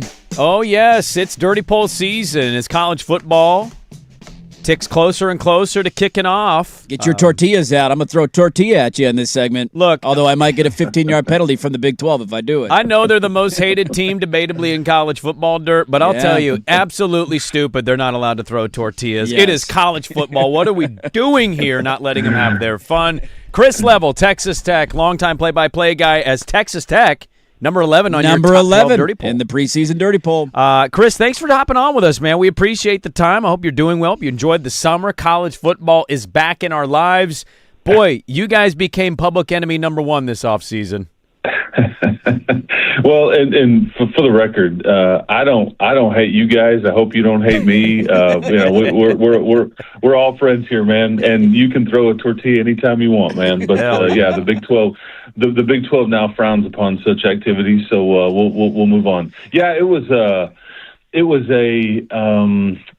very loud off season, obviously with the Brendan Sorsby stuff, and I'm just glad that everybody's on the other side of that and the games are about to be played and you can just focus on what ultimately matters instead of everybody's opinion on some court case or, moral high ground or whatever. But, so I'm glad to be through this off season. I feel like it's still going on in some ways with all the 5-for-5 stuff. And it's just been a crazy off season for all of us in this sport. Yeah, now we got NFL preseason players who are now rejoining rosters because that makes sense. The season starts next week. I will say as an Oregon alum, I do feel like we're somewhat kindred spirits because there's this idea that if you spend money to break out from your lot in life to try and become one of the elites of the sport, that you're almost vilified to a certain extent as if you're supposed to just do it a different way as it's easy to do without money. But Texas Tech, I was reading about just kind of last season and what it meant for the program. And correct me if I'm wrong here. I read that was their first outright conference championship since 1955. They had a couple shares over the years, but I believe I read 1955 and they had never won 12 games in a season until last year. And so just what did that season mean? I know it didn't end the way that you wanted it to in the Orange Bowl against Oregon, but just what did it mean for kind of laying the foundation for where they want to take this thing in Lubbock? Yeah, it's funny you bring up the Oregon comparison. Obviously that's who ended Texas Tech season, but I think you feel like you're Oregon from, I don't know, pick a year, 10 years ago or however long, when you're trying to really invest and push the thing forward because of how meaningful it is. And for Oregon, it's worked, this was a starting point. I think that and in some ways it's the easy part. The hardest part is now to stay there. And then, Oregon's still trying to push all the way through, right? It's like, you got to win the whole thing or else, kind of deal. And that's just rare air. But this was a starting point. And I think that they won their conference games by an average of 20-plus points a game. The one that they lost was with a backup quarterback who will now be the starter this year, Will Hammond. And that was obviously on the road at Arizona State. But it didn't end like they wanted it to, and that's what Joey's trying to point out to the fans and his own team is that, hey, we're not hunted here, folks. We're still hunting. We haven't accomplished anything yet. But I would be lying because I've seen a lot of bad football around here. Okay, I mean I've been doing this a long time, and there's been a lot of bad to very mediocre. Yeah, I mean I was around here when Mike was the coach, and like the 2008 season was really, really good, and you were in the hunt for the BCS and to try to get into the national championship picture after you upset Texas. But there's some lean years around here, with Coach Tuberville and Coach Kingsbury and Coach Wells, and I think Joey. It's just been a good timing for the way that the rules changed.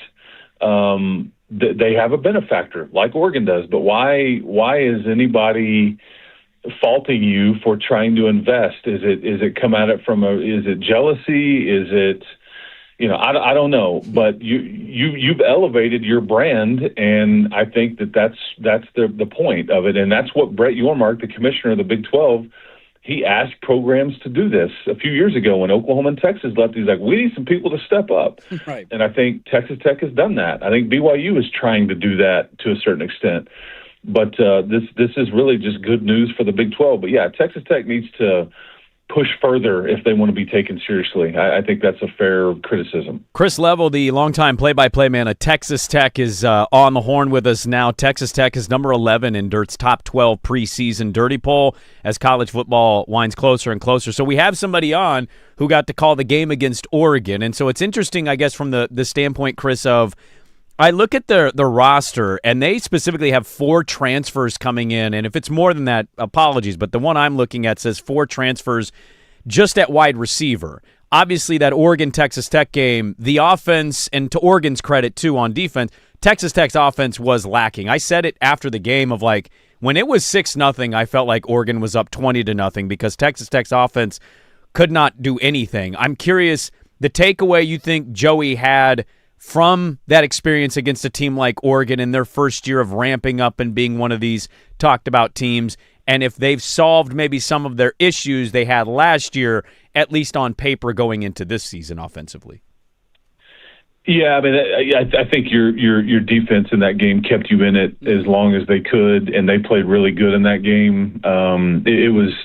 It was still very close, or a 2-score game, I think, even early in the fourth quarter, but then it just kind of got away from you. And you're right.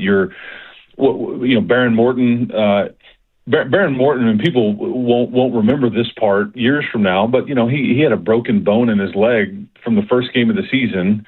He got hurt and hit. It was a nasty hit in the very first game of the season. Broke a bone in his leg, so he played the whole year with that injury, and so he wasn't very mobile. And there were some games where he's just limping very poorly, and so he didn't play well in that game. I think the stage was really big. The offensive line didn't play well in that game, and I think that was Joey's takeaway: is like, this wasn't good enough. Like there's levels to this, right? I mean, I think that, if anything, it was an indictment on the Big 12 as a league, because you just ran circles around the league for the most part. And then you get into a game like that, and they were concerned about the interior of Oregon's defensive line before that game, and they had every right to be concerned about it, because basically they just wrecked shop, and you weren't up to the task.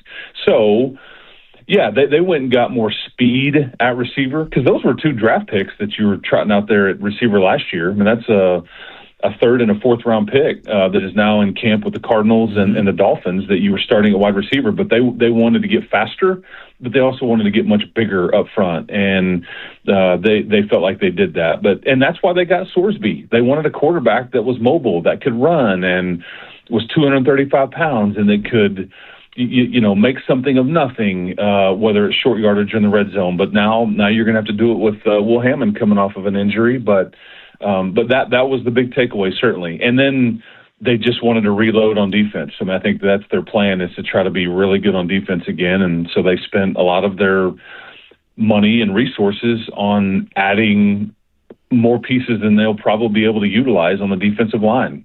because the Big 12 Conference is just not built to handle what they feel like they've put together. No, and talk about things that lived up to the hype in that Orange Bowl. That defense was outstanding, and they gave Oregon a ton of problems. And David Bailey and those guys up front were just absolute monsters. And so I know Trey White was probably the headliner of that portal class. He's been a really underrated player the last couple of years at San Diego State. But kind of based on what you're hearing in fall camp, because it's one thing to go reload and just kind of hope that it happens, but there's never a guarantee, right? A lot of programs deal with this of will that player be as good as the last player that was just here. What are the indications out of camp about their defense, and is there optimism that they will be, with a lot of new faces on that side of the ball, as good as they were last year?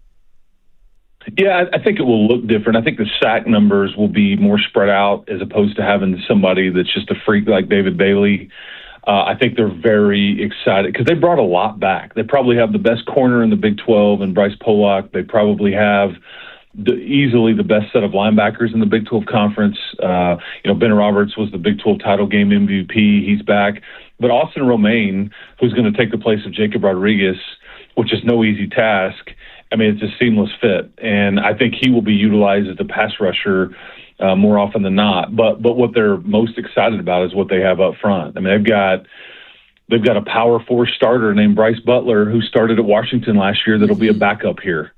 It's just A.J. Holmes is coming back here. He was a second-team All-American last year on the interior of the defensive line. But Adam Trick is the other edge player. They've got a five-star true freshman named LaDamian Guyton, who everybody is raving about, and he'll just be a depth piece right now. So, yeah, I think that's the plan, is to try to be really, really good on defense. It'll just look a little bit different. But they're probably not as top-heavy. The number 2 pick on the draft isn't on that side of the ball, but They probably are, in fact, deeper than they were a year ago, and we'll see what that equals. Chris, what do you make of the conference? People made fun of, and I raised my hand on this one. We kind of openly made fun of the Monster Energy thing when it was announced, and then I read the details about it, and I was like, okay, it's actually not – I know it didn't land well, but it's actually not as egregious as people made it because it's combined with the Big 12 logo, so if Texas Tech – has a jersey patch sponsor, they can still go get more money on top of the $1 million they're going to get for the team with the team up with the Big 12.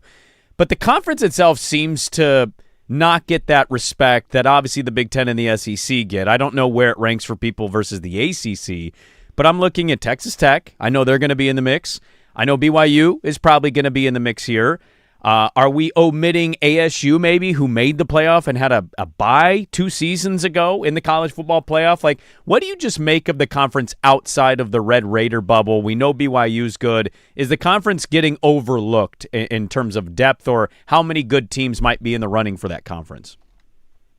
And you have every right to make fun of the Monster Energy deal, in my opinion. I think that didn't hit home with everyone. It is an additive in that, you're right, but yeah, the logo is, it's, and then you got doctors now. I'm sure you saw that report yesterday. There's doctors that are petitioning it because of the health reasons. And all. It's just it's the gift that keeps on giving, man. It's the gift that keeps on giving. My worry about the league in general is that when you lose a Kyle Whittingham, a Matt Campbell, obviously the Mike Gundy scenario is a different example, but he was so good around here for so many years and just didn't adapt to the new times. I'm curious because you just look up now, and Joey McGuire, this is going to be year number 5 for him. He's one of the older guys in this league now, or one of the longest tenured guys in this league. There's good football played in this league, but it's a perception problem that they've got. And until you can win games in the CFP, you're going to get painted with a broad brush. The ACC can now go, look at Miami.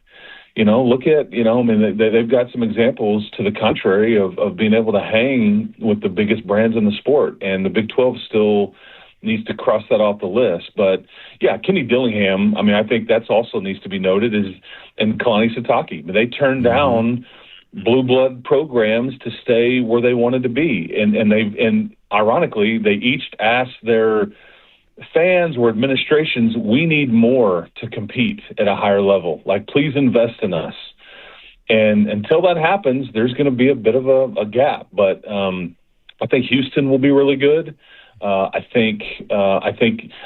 do wonder about Utah. They've got a lot back, but there's so much change with their staff, and I think trying to replace as many offensive line starters as they're trying to do, that's just tricky. And especially as good as those offensive tackles were that were first-round guys, that's just not easy to do. I don't care what factory you come from. It's just you don't replace guys like that overnight.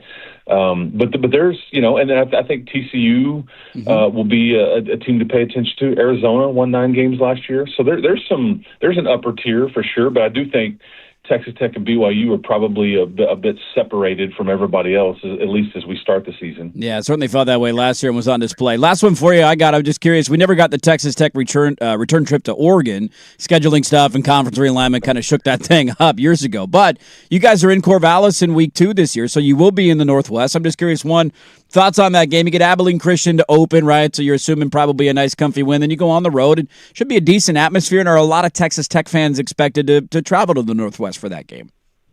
Yeah, and what is interesting about the return trip up to Oregon is I think Oregon approached Texas Tech and said, hey, can we move this thing for, I don't know, I think it's like in 2030 or 31. Okay. Because they were wanting to be able to play Oregon State every year. So I think that, and that's what led to Texas Tech going up to play Washington State. There was just some moving around a couple years ago.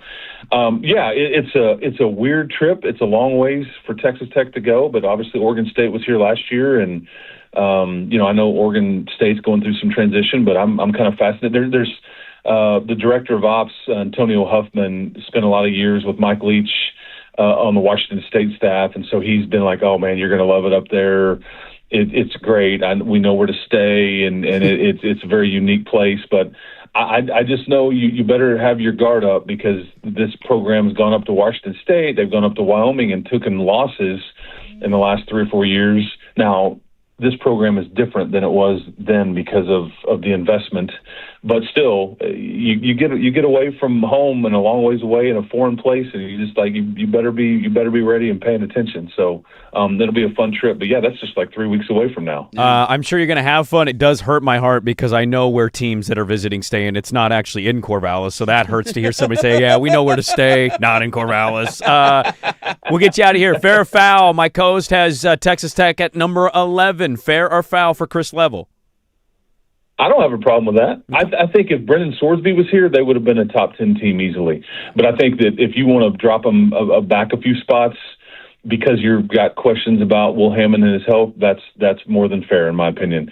So yeah, we'll see what plays out. But yeah, now it's all show and tell going forward. So we'll find out where they stack up. This is a man that's been doing the job long enough. That's so refreshing, because it wasn't like, let me just be pro Texas Tech on everything. It's like, yeah, I totally get it. I'm questioning some things too. Yeah. Chris Level, longtime play-by-play man of Texas Tech, Red Raider football. They'll play Oregon State this season as they go in, as many people think, the favorite potentially in the Big 12 to repeat. Thanks for the time, Chris. We appreciate the preview. Okay, you bet, guys. Keep hope alive and enjoy some football this fall. Appreciate it. There we go. We don't hate him, Chris Level. No, I do find the Sorsby stuff is different. That was a different bucket. The way we villainize them, I do chuckle about. Well, the reason we hate, what I was going to say, but the reason we hate him isn't necessarily Sorsby based. Every program fights for the quarterback to be eligible in that situation. It's Cody Campbell. Yeah. He's loud. He's just he's in your face. It's not even to me about resources and money. I think that's where it started, and now it's Cody Campbell. Unwound to he's a very loud and vocal guy, and he's doing stuff. He's talking out of both sides of his mouth. Exactly.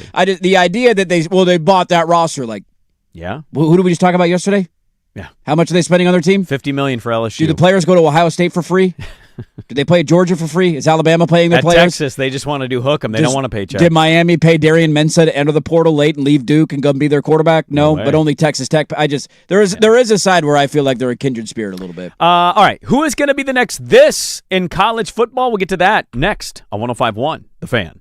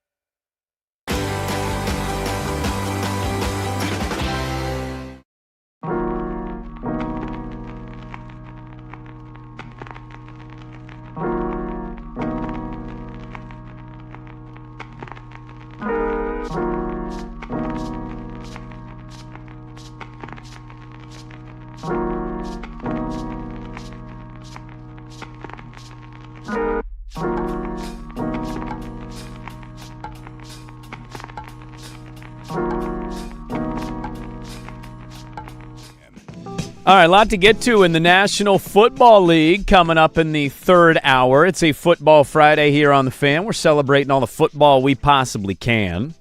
Good stuff from Chris Level. Again, we bring on local and all over the country play-by-play guys. There's not a doubt in my mind. Like, there's always going to be an inherent bias. Mm-hmm. He's pretty straight up, honest with how we see them, and he's like, yeah, totally get it. Makes a lot of sense to me. He's not, overly defending everything. Their offense was not a strength when they needed it to be most last year. They have a whole new wide receiver core now. Their running backs are back. They're super high on that. Their offensive line, the majority of it returns. So they're strong there. They're strong in the backfield. But, yeah, I think question marks outside, especially when you see when they face an elite defense at the end of the season, how much they struggled on that side of the ball. I was going to ask you this question. I think we can get to it later if you want, or we can just hold it because it's not a pressing question, but it's a question nonetheless that I'm curious of who is going to be this year's Penn State? The team, yeah, and now, that lays an egg. You don't have to answer that right now because we're already pressed against it. What I would say, though, on the Big 12, in a roundabout way of kind of morphing in that question here, I find it interesting, and this isn't a judgment on you. The top 12 is, I don't really disagree with anything. I do like how many Big 12 teams will you have? We'll have to wait and see. But Texas Tech showing up on this makes me think you don't have ASU, and you don't have to tell me yes or no on it, but ASU is an interesting team of nobody's talking about them. No. They had the first round bye 2 years ago. They did. They were really in that game until they had the goal line, was it a goal line turnover? They had a shot to beat Texas. Yeah, they had an opportunity to win that game. And I can't even pretend to know who's on everybody's either side of the ball for ASU. But ASU, it feels like they're a stealthy little team coming in. Utah getting some love because they have a lot of returning players. Yeah. But ASU is just flying right under that radar of BYU, Texas Tech, and Utah. It is. The Big 12, I do think, to your point, is better this year than it's been in a while. Now, you are replacing some pretty significant coaches, right? Like Iowa State's going to take a step back. Utah, to the point of talent, is probably a good team. But, again, until you see somebody be a head coach, you just never quite know how they're going to handle that. I have a hard time seeing Texas Tech and BYU not being in the mix at the end of the year for that conference, to his point, those being the two heavy hitters, just because of the way their schedule breaks out. Like, you go look at Texas Tech's schedule and tell me how they go worse than 10-2. To the question of who is the team that falls off, I just don't think it's going to be Texas Tech this year. If they had a harder schedule, maybe I could buy into that a little bit, but they got three very winnable games in non-conference: Abilene Christian, Sam Houston, and Oregon State. They don't play BYU in conference play. You get Arizona State and Arizona at home, who I think are good Big 12 teams this year. And oh, by the way, you know who else Texas Tech doesn't play? Utah. So, the schedule is incredibly manageable for them. I do think the point of them getting to where they got last year was commendable, but Chris is 100% right. The challenge now for Texas Tech is going from that to a team who does it every year and shows that we are truly one of these in the elite of the sport. Because if they find a way to go 9-3 with that schedule and miss the playoff, there's a lot of questions. Are we wasting money? Do we have the right head coach? You're kind of back to a bit of a square one. If they come out and go 12-0, which they have a very realistic shot of doing this year, and make the playoff and get a top 4 seed and maybe win a playoff game this year, I think the staying power has helped tremendously. Yeah, but to also kind of weirdly defend it, Indiana's the outlier. Everybody has to build to that. And even to some programs who have built. I'm not saying win a national title. I'm just saying it. I think the idea of staying the elite, there right, is what you're saying, is showing it against a team like Oregon, which coincidentally, what have we been talking about the last 2 seasons with Oregon? Can they do it against the bigger fish? And we know that they can, and they've come close, but in this era. Yeah, that's the other fallout of that hard. game. Imagine being a Texas Tech fan watching your team against Oregon in the Orange Bowl, and then a week Indiana later seeing Indiana do that to them, oh my God, that's how wide the gap is? You know how many ranked teams, according to the preseason poll, are on Texas Tech's schedule this year? How many? 1? Houston. Yeah. Number 23. Yeah, and Houston's another one. Another team laying in the weeds in that conference, and I don't know how to stack up the conferences in depth. Arizona. Yeah. They're doing a Noah Fafita Heisman campaign. They got a billboard up for Noah Fafita. Both Arizona schools, nobody's really giving them any kind of love. I do think the Big 12 is better than the ACC. The difference is we give more respect to the ACC because they have the thing that the Big 12 doesn't. Yeah. They have a team that can compete for a national championship. Well, Clemson's got a couple, and Miami was just in the title Florida game. State's got a couple. They've won national championships in the last 15 years. Yeah. That's not been the strength of the Big 12. All right, a lot to get to in the third hour. The NFL. Is this quarterback putting it into the universe to make it happen? And is this quarterback deserve to be in this conversation? Loaded third hour, Dirt and Sprague, 105.1, The Fan. It's time for Who's Stinking It Up. Do not go in there. A sports lowlight, ripped from the headlines. We couldn't do diddly poo. Brought to you by Three Mountains Home Services. Schedule your appointment online at threemountainshomservices.com. Ground ball deep short. That's going to skip into left field. One run scores. Walker rumbling around third. He will score. And the Cardinals have doubled up the Reds with a 6-run night. How about that one? Chip Carey, Cardinal TV. Reds gave up 6 runs in the 9th inning with 2 outs. They had a chance to catch the last out. Dropping the final out fly ball. They trailed 5-4. They came back, and they ended up beating the Reds. What makes it even worse is that they scored 4 runs in the bottom of the 9th inning to only lose by 1. So you gave your fans a tease, like maybe we'll do this, and then nope, you didn't do that. Cincinnati Reds are stinking it up. Brought to you by our friends at Three Mountains Home Services, who want to make sure your AC is working smoothly. They have a tune-up special for just $89. 3 Mountain certified techs ready to help you beat the heat. Book your appointment today at threemountainhomeservices.com. Hey.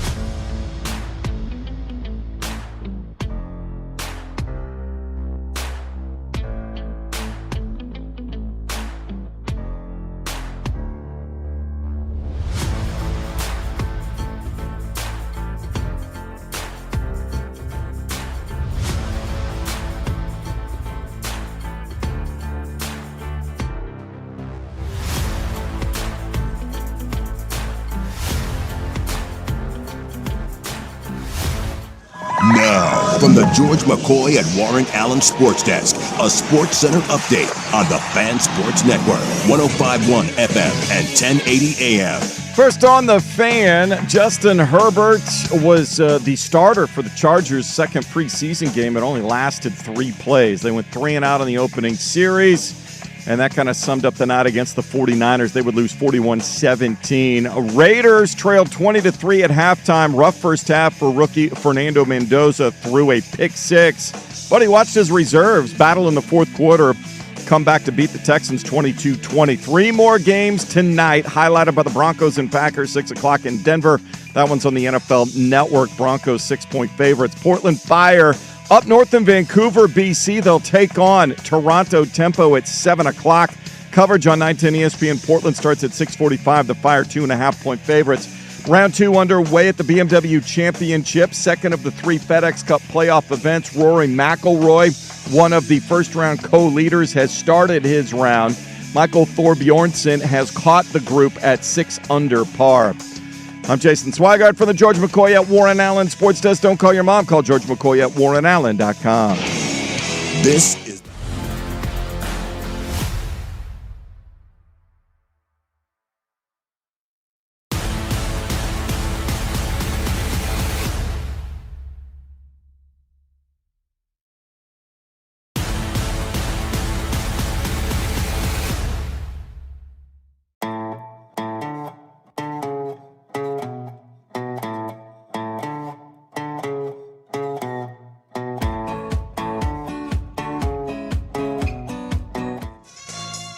Welcome back in. Hour number 3. Dirt and Sprague here, Portland Sports Leader, 105.1 FM, The Fan, 1080 AM, the Odyssey app, live on YouTube. Good morning, everybody. Hope your football Fridays are off to a great start. We want your pee. Your podcasts, they're up at 1051thefan.com for the first 2 hours of the show. You can find the rest of them throughout the rest of the morning. Jeez, oh, Pete. Those are 2 solid additions. I might get Jeez Pete's tattooed on my body. Jeez I'll be Pete's? honest with you. It's a hilarious thing to read on somebody's arm, Jeez Pete's. I want to try and implement that into my daily dialogue.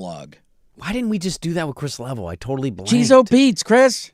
Next person we get for our dirty poll. Number 10 on Monday. When they say something like, this team's being slept on, I think they win the whole thing. Jeez, oh, Pete. Whoever's question turn it is needs to go, whoa, Jeez Pete's? Jeez Pete's, that's how you feel? And See, just move on. Once Teddy Ballgame, he's already doing the mimicking thing, right? He'll pick up words. Oh, yeah. See, that's a good one for Jeez Pete's. Because if he says that out in public, that's adorable. Yeah. Rather than he drops an F-bomb and Or a everybody JC. starts looking. Yeah. He drops a Jesus. There's a Jesus every once in a while. Yeah, you get kind of judged for that one at a young age, man. But you got a little toddler, 3 or 4, just, Jeez Pete's at a restaurant, and people are busting Put his up. hand in his diaper. Jeez Pete's. What do you What do you got there, Teddy Ballgame? When he ends up dropping a Jesus, we usually try and spit it into a Cheez-Its. You go that, Cheez-Its. Wonder who you learned it from. Where did that one come from? I do have 2 of those things that I am a little worried about if I will be judged, because I don't know how it will play outside of the house, but we certainly have had a lot of fun this week. 2 additions to the Johnson household have been, I bought him a fart button. So you basically press it, and it's got like 30 different fart sounds and it's on the foyer table. And so every time any of us walk by it now, we just press the fart button as you go in and out of the rooms. And it's been a delightful addition to the house. I'm not gonna lie, solid upgrade to the sound of the house. Yep. How's that going to play in preschool today? Mrs. I don't Johnson know. How if that's She found it hilarious. The other one was, she can lie all she wants. She's been pressing the button too. Okay, if you're gonna press the button, you're telling me you think it's funny. The other one was, I did buy him a couple of Nerf guns, and we were shooting at each other he's yesterday. at the right age for that. That's what I figured. Yeah. But now he started, because we played with them, he started to use the word like, where's my gun kind of stuff. I'm terrified. Put his hand in his diaper, Jeez Pete's. I'm not terrified what I'm going to get, what I'm going to hear from the preschool pickup today. Jeez, oh, Pete. Your kid was asking for his bullets today, and that's not a good thing at preschool. Coincidentally, you bring up Teddy Ballgame. Yeah. We have 2 things of breaking news. Oh, what happened? What do we have? The first needs to be established.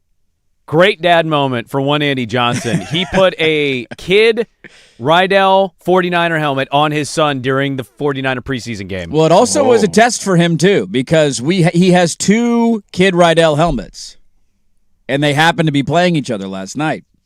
So that was the impetus he's got of a that. Charger There's a and Charger Niner? one, Did he and there's a get the select? 49er You one. put him on the table. I and- said, "Who are we rooting for tonight, buddy?" And he ran into his room and he grabbed the 49er helmet and put it on while he was drinking his It's bottle. red, white, gold, and black. It's just an elite. He was just helmet. running around the living room with his butt cheeks out with a football helmet I on. love It was that. it was adorable. I was dude. so proud. I saw that on my story. I went, "Oh my god, yeah!" Trying to figure out how do I get my bottle underneath the face mask, but then the chin strap's kind of in the way. It was adorable last night. And the second bit of breaking news, it's actually sports news, and I don't want to interrupt the whole segment. Oh, what do we got?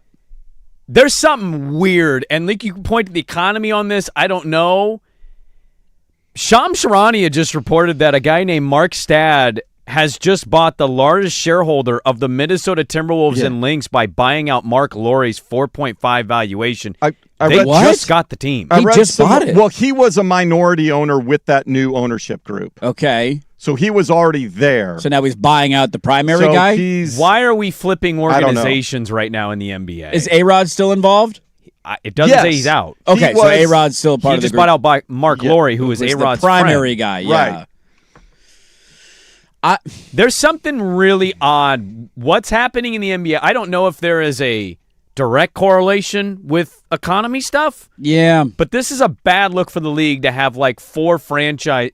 Suns, we'll have to wait and see on that one. That's weird with Ishbia. There's a lot of push that Ishbia might be forced to sell the team as well. Well, and we've always heard the rumor and rumblings behind the scenes. I've heard 2 scenarios. Now, I'm not trying to say this is tied or going to happen. Right. Things I've heard in the background. I just can't help but go, is Tom Dundon going to long play the Blazers or short term it to flip and make money to get to either the NFL, or I've heard he has a lot of interest in having a Charlotte-based baseball team. Yeah. Or maybe he jumps in an Ash. I don't know. I don't know if either of that. I don't think location matters as much to him because he lives totally in Dallas. see But Dundon, I think he'll be in if he can get this thing, get through the renovation piece, and he's watching things get flipped. Also, if he can stick in it when the expansion happens and that cash flow comes in. yeah, that's a year or 2 away. Right, but if he gets the And renovation then with the expansion, all of a sudden the Blazers are worth $6.5 or $7 million. He flips he out put of in there. $800 for it. Yeah. Right. He gets a couple Billy to walk away. I'm just hell asking of a out flip, loud, dude, yeah. because the league is watching teams be flipped like stock. Right. And that's not normal. That's this not has what never you happened. want. No, it's also tough because a lot of these examples, I don't know enough about them. Like, why would you just become the controlling owner of a team and then sell? Dude, he went to court against the old owner. Yes, I remember that being very contentious. Because they got the team at such a cheap price point that the old owner, Glenn Taylor, was like, no, the hell, I'm going to sell this for $1.5 billion. And the court held it up and said, no, dude, you agreed to that price. It's that a was the done price. deal. Yeah, you can't go back on that. It's also difficult because part of me wants to ask a larger question about the NBA, while also you have to acknowledge almost every case is individual, if that makes sense. No doubt about the it. The Mark Walter thing in L.A. is a very unique situation that has nothing to do with the health of the NBA. It has to do with the guy who might be going to federal prison who needs billions of dollars in a short amount of time. This one's weird. The Ishbia one, for Also those weird. who don't know what's going on there, like the majority, if I remember reading correctly, why he's in trouble is that he put up a lot of collateral in buying the Suns of the stock of his company. He That used was his stock as basically to buy the Suns. Right, basically saying I'm good for the funds. And for those who haven't followed the stock, it's down about 70% since he bought the team. And so the value of the stock has just fallen through the floor. And so now does he even have enough money in order to continue to own the team, right? And so there's individual circumstances here that I'm like, okay, that makes sense. But it continues to be a bubbling trend of why is there so much turbulence in the NBA? You just signed a $7 billion TV deal. You were on the brink of expanding by 2 teams, which is going to mean how many hundreds of millions of dollars for the rest of the owners, right? $77 billion. By It is what the TV deal was, right? So, over like, 11 years. financially speaking, that's solid. The expansion money's coming in the next 2 to whatever the time frame is. Like, that's all good on the like. I don't know. It makes you feel like there's something under the hood of the car that we're unaware of. It could be TV deals Very well locally could are be. pretty terrible now Yeah. for everybody in almost any sport, really. Like the NFL doesn't have to do TV deals because they're so The NFL's popular. king, right? And there's no the NBA and Major League Baseball thrive on their local TV deals, But they haven't been. and that market has cratered because there just isn't the money in local television the way No. that there was 15, 20 years ago. Yeah, so I don't know, as just a sports fan and a big NBA fan, I don't know how to view this. It's just bizarre. I've never seen I don't recall seeing so much this many in a short amount of time with owners and flipping franchise, especially an organization like the Lakers as an example. That's one of the top 3 or 4 franchises in all of sports. All of sports, not just the NBA. You know, so like you just don't. And you're right of like it's individually based, but like it's just odd that it's happening all in the NBA. And this is a really weird look. It could just be a nothing burger, right? But it's a really weird look to see a guy who just went to court for a long time to get his price point, got it, and in what? Have they been there 2 seasons? Maybe if that. Had not been that long. I think they've been there for 2 seasons, but he's like flat out got the ownership stake for a year to sell it. So we're at, in the last how many years, we have Minnesota, Portland, obviously, the Lakers twice. Mm-hmm. The Suns are a little bit older than that, when right? Did HB has been around a couple more years than that. Celtics, thank you. Celtics just happened. Yeah. Anybody else I'm forgetting? The Mavs. Mavs, thank you. Who, by the way, Cuban was going to court against them, and then he dropped his lawsuit against them. He did, yeah. Boy, they're doing some shady-ass stuff, too, in Dallas. If even Tommy Two Nichols is alone. Right. The Dumonts would like a word. They came in, and they're offering 10 games for a season ticket package. Okay. People investigated, found out one of the 10 is a preseason, and they didn't admit that. So, like, Tommy Two Nichols ain't alone in the cheap doing weird business department. It's going to be even funnier if the preseason game's one of those games that's not against another NBA team, too. It's like a team from Israel or something. Like Maccabi Tel Aviv or something. Coming over to play. Yeah, I'm trying to think of another one in the NBA. Is there anybody else like that's within sold? the last 3 or 4 years? Does this all go back to the first Laker one when they came in at $10 billion? And totally jumped the shark, and everybody's like, I don't know, goodness. because the Celtics sold for a pretty good price point. It was like 6 they valued it at. And that was pretty good in that moment, right? Yeah. The Blazers came in double of what Phil offered. So here, this is since 2023. The Bucks sold in 2023. That's right. Jimmy That's Haslam Jimmy bought the Haslam. Bucks, $3.5 billion. The Hornets sold. Jordan sold his majority stake in 2023. $3 billion valuation, and then all the other ones we mentioned: Dallas, Phoenix, Portland, Boston, and LA. And now you add Minnesota back, where technically Ryan Smith bought the Jazz a little bit before that. That's right. In 2020, 21. So that's about 5 years ago. Ballmer's kind of in that wheelhouse. Ballmer's too, a little few bit years around ago, there. yep. Yeah, it's just, I think what we're saying is the antennas are up. It doesn't mean anything's wrong or anything's going on necessarily now. Well, but we know the economy sucks, Yes. and a lot of these guys are using stock, not actual money. Right. Which is what rich people do. Yes. To get stuff. You use your wealth to buy things. And so I don't know if it's just a weird coincidence. Again, to your point on the individual instances, very well could be. Just, you're not seeing this in baseball, are you? The Padres just got bought, and that guy just seemingly stepped in, and everything's good. In the NFL, teams don't go. I mean, that's very rare don't see for teams NFL get teams. flipped in the NFL. That's Jody a had to different sell level the of money. Seahawks. That was a forced thing. But other than that, are we like Panthers Niners sold a couple of years ago, but they forced the owner out. So those are forced sellings. You see minority stakes in teams. Yeah, teams will get buy sold. a percentage, a 10% Mark thing here. Davis sold, I think, the controlling interest. Did he not? Did I read that right? I think you're right. I He's think still a part of it, but- I think he's still the governor, but maybe doesn't own the biggest percentage, if that makes sense. Right, because Something he's along not those the lines. most deep-pocketed. So you see instances where minority stakes get sold. You don't see outright flipping of franchises. No, because why would you walk away from owning an NFL team that thinks like an absolute cash cow? Yeah. I've got some NFL stuff in the notes. We'll get to that in the next segment, including one quarterback as he, I don't know, putting his team on alert to a certain extent. We'll talk about that in a moment. But you mentioned something, and this has actually been in my notes the last couple of days, so it kind of seamlessly fits right here as we wrap up the opening segment of the 8 a.m. hour. And you asked the question, are we sleeping on a team like Arizona in the Big 12? And there was a great write-up on Yahoo from Dan Wolkin, who went down to Tucson, and it's one of those things you kind of forget that Noah Fafita is still in college. God, it feels like forever Does ago it we not? watched him. Like, he seems like he was forever. It was Jed Fish. Jed Fish tried to get him to come to Washington. He stayed loyal to Arizona. He's now been there for 2 years under Brent Brennan. He's got another year to play. They won 9 games last year. Dude, he replaced Jaden DeLora, who feels like a decade ago. Does he not, right? Washington State legend Jaden DeLora. And the write-up is essentially how Noah Fafita is a very rare breed in modern college football. He does not have a very optimistic outlook in terms of NFL success, right? He's undersized. It's just not. He's a flag football Olympian. Yes, and so you're cashing in while you can cash in, Right. if you're Noah Fafita. And they go down, they talk to him, they talk to his offensive coordinator who's worked with him for a long time. And he basically said, the offense coordinator said at the end of last year, he said, quote, I sat him down, said, dude, what's your plan? Man to man, brother to brother. You know there's real love here. What are you going to do? Because if you're leaving, I need to think about what I need to do. But if you're staying, I'm here with you. And he said the exact same thing. And according to both of them, he's turned down basically multi-million-dollar deals each of the last 3 seasons to stay at Arizona and be loyal. And they're returning a lot of guys. We kind of slept on them with Brent Brennan. Fish leaves. The first year of Brennan didn't go well.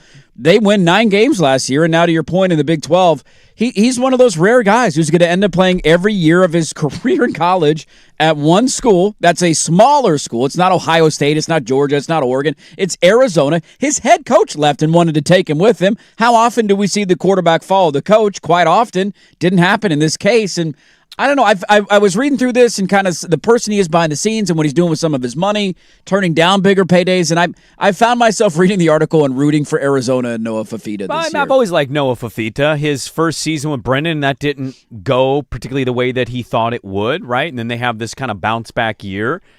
It's never easy to transition from one coach to another. Some guys can step into the top flight programs and seamlessly have it, right? See Miami in the past, Ohio State now. Other programs, it takes a little bit of time to build into what the new coach is. Some guys can ride the wave, David Shaw, and then eventually the wave comes crashing down a little bit, can't keep up with the Jimmies of the sport. Whereas I think Brennan came in and it on paper looked like a pretty good thing, and it just didn't go exactly to plan. That being said now, it's interesting. I know it's Arizona, it's talent. We don't have to do a whole segment on Arizona, but they're an interesting team of like lying in the weeds, right? The team that nobody is giving conversation to. This is their defense.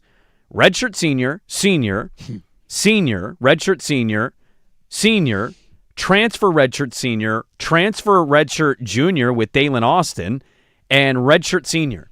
They have Dalen Austin's an Oregon transfer. I know. Yeah. They have one sophomore in their starting defense. This is all senior-led defense, not to mention what they have at receiver with redshirt junior, redshirt senior, transfer junior, transfer senior. Yeah. Like they're kind of experienced. I don't know if that means talent is going to rise above the BYUs, Utahs, or Techs, but you pair that with Noah Fafita, and now they're 3 years into their system. You kind of can't help but go, man, I think we're sleeping on Arizona. The way that some of these programs sneak up on you, ASU a couple of years ago, right? You get a lot of teams with hype that don't live up to it, and then you get teams that kind of fly under the radar and go, holy crap, Arizona has a game this week, and they're 8-0. I don't know what their schedule is off the top. I got it right here. This is maybe the only thing that will hold them back because the Big 12 does. You get this in every conference, right? You get teams who just get the schedule gift. They play at BYU. Talk about a game in week 2 to keep an eye on. Arizona's at BYU in week 2. It's a great football game. Right out of the gate, week 2. The week 2 is a really good slate. Week 1 kind of blows this year. Week 2 solid. So that's one to keep an eye on for Big 12 races right away. They do have to go to Texas Tech as well. So the two heavy hitters in the conference. You can go 1-1 in that, though, and you can ride out the rest of that. Yeah, pull one off as an upset. I mean, their offensive line, their left tackle is a redshirt sophomore, so he's 3 years in. Their guard is a redshirt junior. Their center is a redshirt junior. Their right guard's a redshirt junior, and their right tackle's a redshirt senior. A lot of snaps, a lot of football. Like, dude, your defense is loaded with experience. Your receivers are loaded with experience. Your quarterback's coming in now in his 4th year. Like, yeah, man, Arizona is kind of one of those, like, I hadn't really considered it, and then I knew we were getting Tech on today, and I'm going through the Big 12 yesterday, and I'm like, we're not talking about Arizona State. Nope. We're not talking about Arizona at all. Nope. It's mainly BYU, Texas Tech. That's it. And, oh, by the way, Houston also, for a lot of people, and Utah is kind of returning some stuff with Scally as the new head coach. So, yeah, man, I'm not ready to tell you that Big 12 is the second conference in college football. It's just merely to say more teams in that conference could be pretty damn good than we give it credit. And I don't know what their true depth is on a competing basis.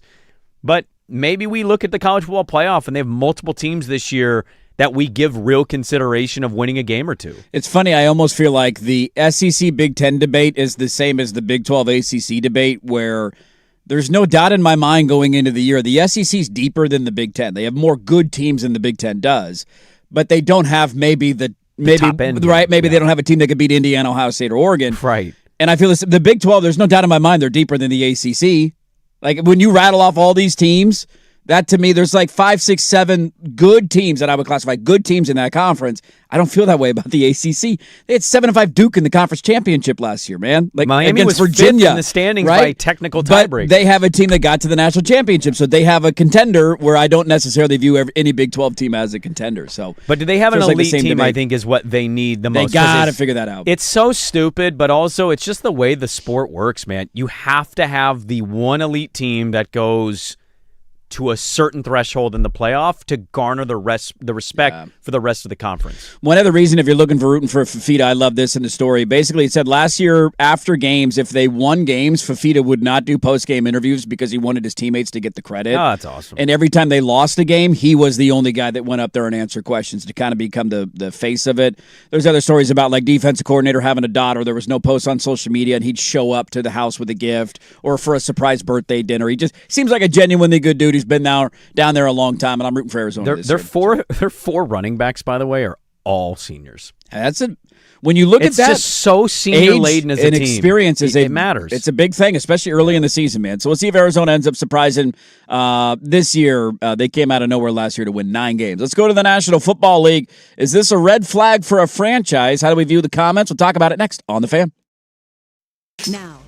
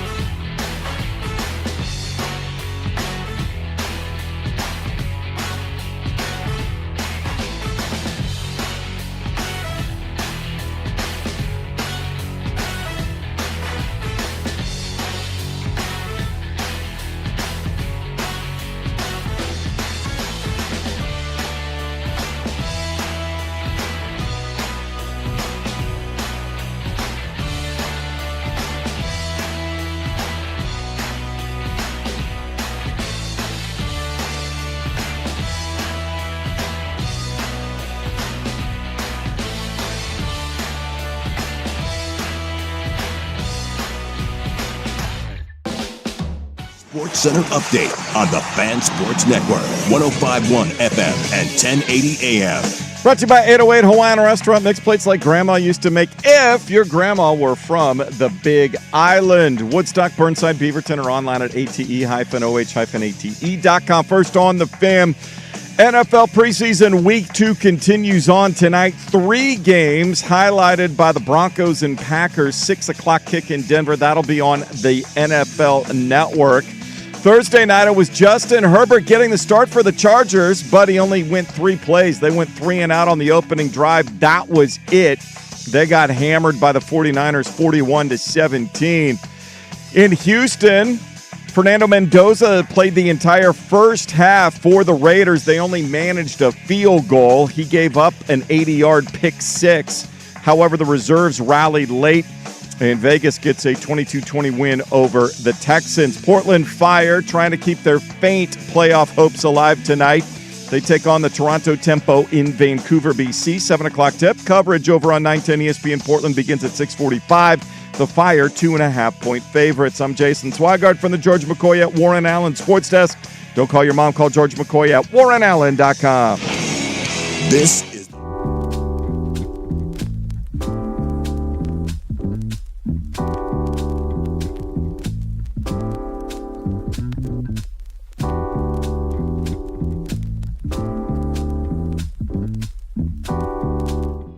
P1 Harley identifying right now at Alien A, Arizona plus 1,400 to make the college football playoff. Just, like, you might not like Arizona. They could totally dud out. 1,400 to make the playoffs. Jeez, oh, Pete. If Hammond sucks, who's the backup at Tech? Good luck with that one. Yeah, I don't know. BYU, I think they're really good and could very well win the conference, but I don't. They still have a guy wearing 47 playing quarterback. That's a bit of a problem until it's not. You know what I mean? And then Utah with Scally, we'll see. How much does that change if they beat BYU week 2? If Arizona beats Does that BYU, get cut in half? Are they like plus 700 now? Doubt Dude, if they beat BYU value, on the road. That's great. That is value. good value. That's good value. Yeah, I don't know when the next time I'm going to be at Alien A is, but if I'm up there, I might put that ticket in. Let's go to the National Football League, shall we? We get another slate of preseason football. Continues tonight. I love that the NFL in preseason does a thing where they play Thursday, Friday, Saturday, and then don't play on Sunday. That always makes me There is chuckle. Sunday. Oh, is there games on Sunday this week? Your Seattle Seahawks. How many? Is there just one game, or is Just there multiple? the one, and Okay. I think it's one of the networks. I can't remember if it's CBS or Fox or who has it. But all of their network partners get like one national preseason game, so they can get all their production stuff. Monday Night Football was that last night, right? Yeah. On Thursday night, they were doing the Texans and the Raiders game. Well, I stand corrected there, but it is funny. We get more games tonight. I watched last night. This was one of the more notable things out of the NFL yesterday because he's a quarterback and he's on a team that we have big expectations on of, like, are you going to prove that you were a couple of years ago? You've been close, but in the last couple of years, you've not been very close. And this was said by Joe Burrow yesterday about the sense of urgency this year in Cincinnati. I'm trying to put it out into the world. I'm trying to manifest it. I'm trying to show our guys the urgency that I have and that I want us to have as an organization to go and make it happen. You can keep pushing it down the road, or you can talk about it now and say this is the year. And I'm tired of saying next year. This is it.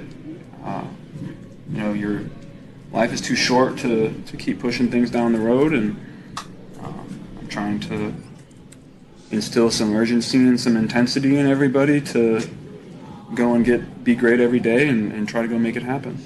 It's a very, very unique team in quarterback because they were so successful early on. Like, getting to a Super Bowl in your second year in the NFL is rarefied air, right? Like, it just doesn't happen very often. And then you had the AFC title game appearance the next year where Kansas City nips you at the end on an out of bounds hit, and you're like, Cincinnati felt like they were one of these. Kansas City was this year in and year out contender. Buffalo has been this. I know they haven't won a Super Bowl or been to a Super Bowl, but every year they're in the playoffs. Every year they're in the mix. Mm-hmm. Baltimore, to a certain extent, I know it didn't go their way last year because Lamar was banged up, but they've been a good playoff contending team every year. Whereas Cincinnati's now going on a little bit of a playoff drought, and it's for varying reasons. Defense has been booty. The offensive line hasn't been very good. So they have not been to the playoffs since 2022. They're going 3 straight years now of missing the playoffs, looking at potentially a fourth. Mm-hmm. And the idea of, like, I love the way Burrow put that. If we always just think of like, he'll get one eventually. It's Burrow. He's good. Like, he's talented enough. At some point, he's going to break through. You keep saying next year. Next thing you know, you're 33 years old, and you're like, what happened to my career? Exactly. It flew by quickly, and so. I don't know if antennas are going up. They certainly should have high expectations in Cincinnati. Him staying healthy is a massive part of that. He's not been able to do it, but he's the guy that I think we've always circled of like, if there is a franchise quarterback that wants to force his way out, it will end up being Joe Burrow, and it felt like a red flag of that yesterday of like, it's kind of now or never. Well, what I find interesting, because I've also kind of said some of that too, is I don't know how true that really is, though. Like, Cincinnati, from an ownership standpoint, bit of a broke boy in the group of rich people, right? Without a doubt. That's been well noted. Their stadium is a dump. Yep. But he's got debatably the best receiver core in football. Mm-hmm. His running back, as we noted yesterday, went for 1,000 yards and is pretty damn good. Tight end plays good. His biggest question marks are, will the defense finally be good, and his offensive line protecting him? I don't think it was a good sign that in their preseason first snap took a sack. Took a big sack. Yeah. I mean, that's not great. The fix there is general manager coach. It's not quarterback. So because we just don't see guys do that, Peyton Manning was a Bronco not because he wanted out of Indy. It was because he had a neck injury that nobody thought he could play football anymore. Mm-hmm. Brett Favre became a Jet because Aaron Rodgers was a real thing. Yeah, they drafted his replacement. That's not at Cincinnati, and they've given him what he's wanted. If they fall short, Zach Taylor, goodbye. Yes. General manager, I can't remember if they just hired him or if he's been there for a minute. Like, that might be a thing, and they're going to have to revamp that way. I don't know if he's realistically going to ask out, but he should be saying this stuff. The standard of a quarterback of that caliber every year should be MVP level play. And the team should want to win the Super Bowl, and that's the expectation. When you fall short of even the playoffs, 3 straight years. Yeah, man. Like, and I understand he has been awesome. The year they didn't make the playoffs, he could have won the MVP with his 2 stats. years ago, yeah.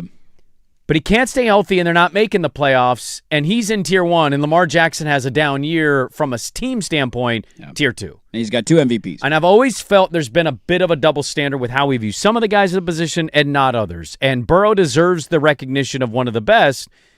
But yeah, dude, you should be putting in the universe. It's Super Bowl time. That's his expectation. That's Jamar Chase's expectation. They escaped the brutal injury from Shamar Stewart that we thought had happened. Mm-hmm. That was good news. The expectation in Cincinnati is at the bare minimum, make the playoffs. And then when you get in the playoffs, anything goes. But I don't know how certain I am that he asks out versus they revamp it and they get him a new voice. Yeah, it's interesting because, too, they this year, like, I don't know how I would feel about their offensive line. I know they've tried to spend resources the last handful of years to improve it. Mm-hmm. Time will tell if that improves. To your point, I was watching highlights of their first preseason game, and he played a lot of snaps, and he took a sack on their first drive. And that's never a good thing because you're not going against the full D-line of the other team. But they go out and add one of the best interior defensive linemen in the NFL. They did a very rare Cincinnati thing where we just kind of assume they're going to slow play this. They let their other defensive linemen walk. They're not giving contract extensions on that side of the ball because they can't afford it. And then they traded a first-round pick for an elite D tackle in my mind. And so I think you're going to be better in that area. He is a very interesting quarterback because when he's healthy, the numbers are usually there. Offensively speaking, to your point, weapons-wise, it's hard to match them. Offensive line's still a big concern for them, but he almost feels like he is a guy who is still drafting off of, to a certain extent, going into the Super Bowl so early in his career. Like, when you go to the Super Bowl in year 2, we immediately put you into this conversation. Jaden Daniels is this last year going into the year. Like, some people had Jaden Daniels as a top 5 quarterback in the NFL. No doubt. 365 days ago. Mm-hmm. Now, Joe Burrow's better than Jaden Daniels. He's been more consistently good, and when he's healthy, he is very good. Nobody doubts that. But it is funny how some labels will stick to guys, and not making it to the playoffs and not winning playoff games will be the stench around some players. And we're going to talk about one here in a moment who's never done it. But when you do it earlier in your career, you're almost given a pass for what follows after that, and not winning a playoff game in 3 years or even making the playoffs. Or hell, I'll even take it to another step. They haven't really even sniffed a playoff spot in 3 years. Like, I know they might have been 9-8 the year that Burrow had the good numbers and their defense was terrible. But you didn't trust But it. you weren't a contender because your defense was awful. It was and so bad. I'm not saying it's all on Burrow. There is context to all of this because it's ridiculous to put it all on him. It goes back to the point of why some things stick to some quarterbacks and some guys seem to evade it. And you're probably right in the long run of does he, like, it's so rare to see guys in the prime of their career get to that point. I'm just playing out the scenario in my head, like follow this road for a second. It's the same problems that's plagued them, right? Like we tried to improve our defense. It still is in the bottom third of the league. We've tried to spend resources on the offensive line, but Burrow cannot stay upright, and he's getting beat up to hell every single week. And they're changing their offensive approach this year, too, They by are, the way. to try and keep him more healthy and to try and protect him a little bit more. And if those are still issues and he stays relatively healthy and puts up huge numbers again, but you miss out because of those two issues, like that's, I think, where you go to the place mentally of, does he just sign up to do it again? Like, does it actually get to that point? Because I think your larger argument is correct. When you advocate to pay for your wide receivers, part of this does fall on your lap because they shouldn't have paid T. Higgins as good as he is. Should have traded for him, should have balanced out the money and where you spend it a little bit. But it just, when you have such a broke owner and an organization who's already seen it with one quarterback, anytime he has a quote like that, we go to like, oh, is this the next Carson Palmer? It's hard not to have that thought, right? Yeah. The other thing, too, with Carson Palmer, if Carson Palmer doesn't have the knee injury in that playoff game, that Cincinnati team was really good. Absolutely, they were. It's a weird kind of butterfly effect, right? The injury happens, it doesn't work out, he wants out, he retires, he ends up in Arizona and has some success before his career is over. I don't know. As somebody that's been on the other opinion, I've kind of gone back and forth on this. Yeah. Following a new offensive approach, putting him under center more, kind of have a more explosive run game. Chase Brown ended up, what'd you say, just barely over 1,000 yards? Just barely over 1,000 yards last year, I think, yeah. And So- that's, by the way, without Burrow the majority of the season, too, so Exactly. teams are kind of game planning to stop the run. You can't help but wonder if the clock is going to tick on. You did pay T. Higgins and Jamar Chase. If there's a way to improve your team, it is certainly the value of T. Higgins because you're always going to choose Jamar Chase. Without a doubt. Even though I think T. Higgins is pretty damn good. He could be a number one in a lot of places. I in the agree with NFL. that. Hello, L.A. Chargers. No doubt. You're just going to capitalize on what that return package would be. So there are elements they still have. But, dude, this is kind of the year. We know Zach Taylor. This is it. He's Shane Beamer of the NFL. It's like if you don't get this done, we know this is over. There's a McDermott vibe to it this year of like, Absolutely. you kind of got to go do something. Let's see what you could do. They're a fun story. It's just one of those storylines in the NFL, him saying that yesterday. I was already very intrigued by Cincinnati. That we knew that they were heading into a pressure-packed season, and then you hear the sense of urgency from a quarterback, and it is unique, and I'm excited to see what they do. In a very weird division. Baltimore, we cannot overlook because Baltimore's of what a favorite. they've been. Yeah. Cleveland, I just expect to be ass again, but there's Absolutely. good pieces on that roster, sans the quarterback position. And Pittsburgh's still playing a 57-year-old quarterback. Yeah, but they got him Pittman, and he has Metcalf. Like I know, you got weapons. He's got a nice little thing around him. His coach, at least, is always above 500 as a coach. Yeah, McCarthy always is. So I don't really know what to make of Pittsburgh. I don't look at Pittsburgh as a contender. But they've been a playoff team. But let me ask you this, because I know we're against it. When you talk about just that division, the AFC North, Cleveland, scratch them out. They're not in this. Nope. But if all of these teams live up to what their top end can be, stay healthy, things how go many right. are Super Bowl contenders to you? Because I only have two. I don't look at Pittsburgh as a legitimate Super Bowl threat. I think their defense is really good. I do like their weapons, but I have a hard time seeing it. So I'm with you there. If everything goes according to plan, I would put Cincinnati and Baltimore in that category. You think it's a big if because Cincinnati's got to get a lot better defensively and their offensive line's got to improve drastically. Baltimore, defensively, they were not good last year, and so that has to improve, but you made a change in head coach to go to focus on that side of the ball, and Lamar, to the point, has to stay healthy. You're getting some guys back from injury from Baltimore on the pass rush. Your coach is defensively focused. We know the secondary and what they have back there. Mm-hmm. Their linebacker play is probably their biggest question mark defensively, but we've also seen, if Derrick Henry doesn't fumble in the beginning of the year, they have a couple more wins, probably win that division. Such a crazy game. It was a weird start to their season, the Very way all weird. that unraveled for them. But, yeah, I kind of tend to agree with Burrow is just so good that if that defense is just middle of the road. You have to be a playoff team. Yes. You have to. Yeah. Just be the 17th best defense in the NFL. Yeah. And if you keep Burrow upright, you're a playoff team. And if Joe Burrow goes to Denver as an example in the first playoff game, right. Denver fans going to say we're going to win. They're also clinching a little bit because it's Joe freaking Burrow. He still has, even though they haven't been to the playoffs in 3 years, there's still that vibe around him. Exactly, yeah. That's the unique thing about smoking that Joe Burrow. Jeez, oh, Pete. Talk about big expectations, man. They keep growing for this player. Is he in this conversation? Also, another quarterback talks about what he needs to improve on. Some more NFL next on The Fan.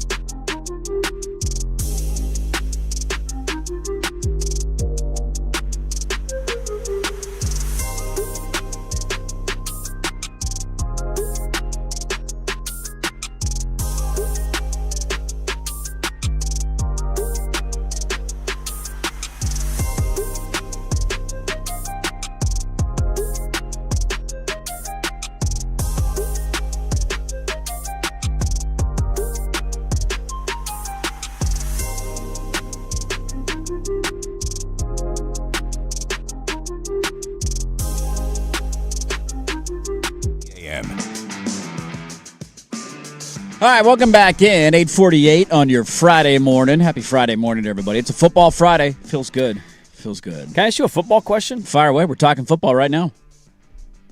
Were you going to do the Herbert thing here? I might hold it for the top of the hour. Okay. Basically my entire life, even before the BCS, anytime I'd consume preseason college football stuff, it would be with the poll results, right? The APs, the coaches, all that.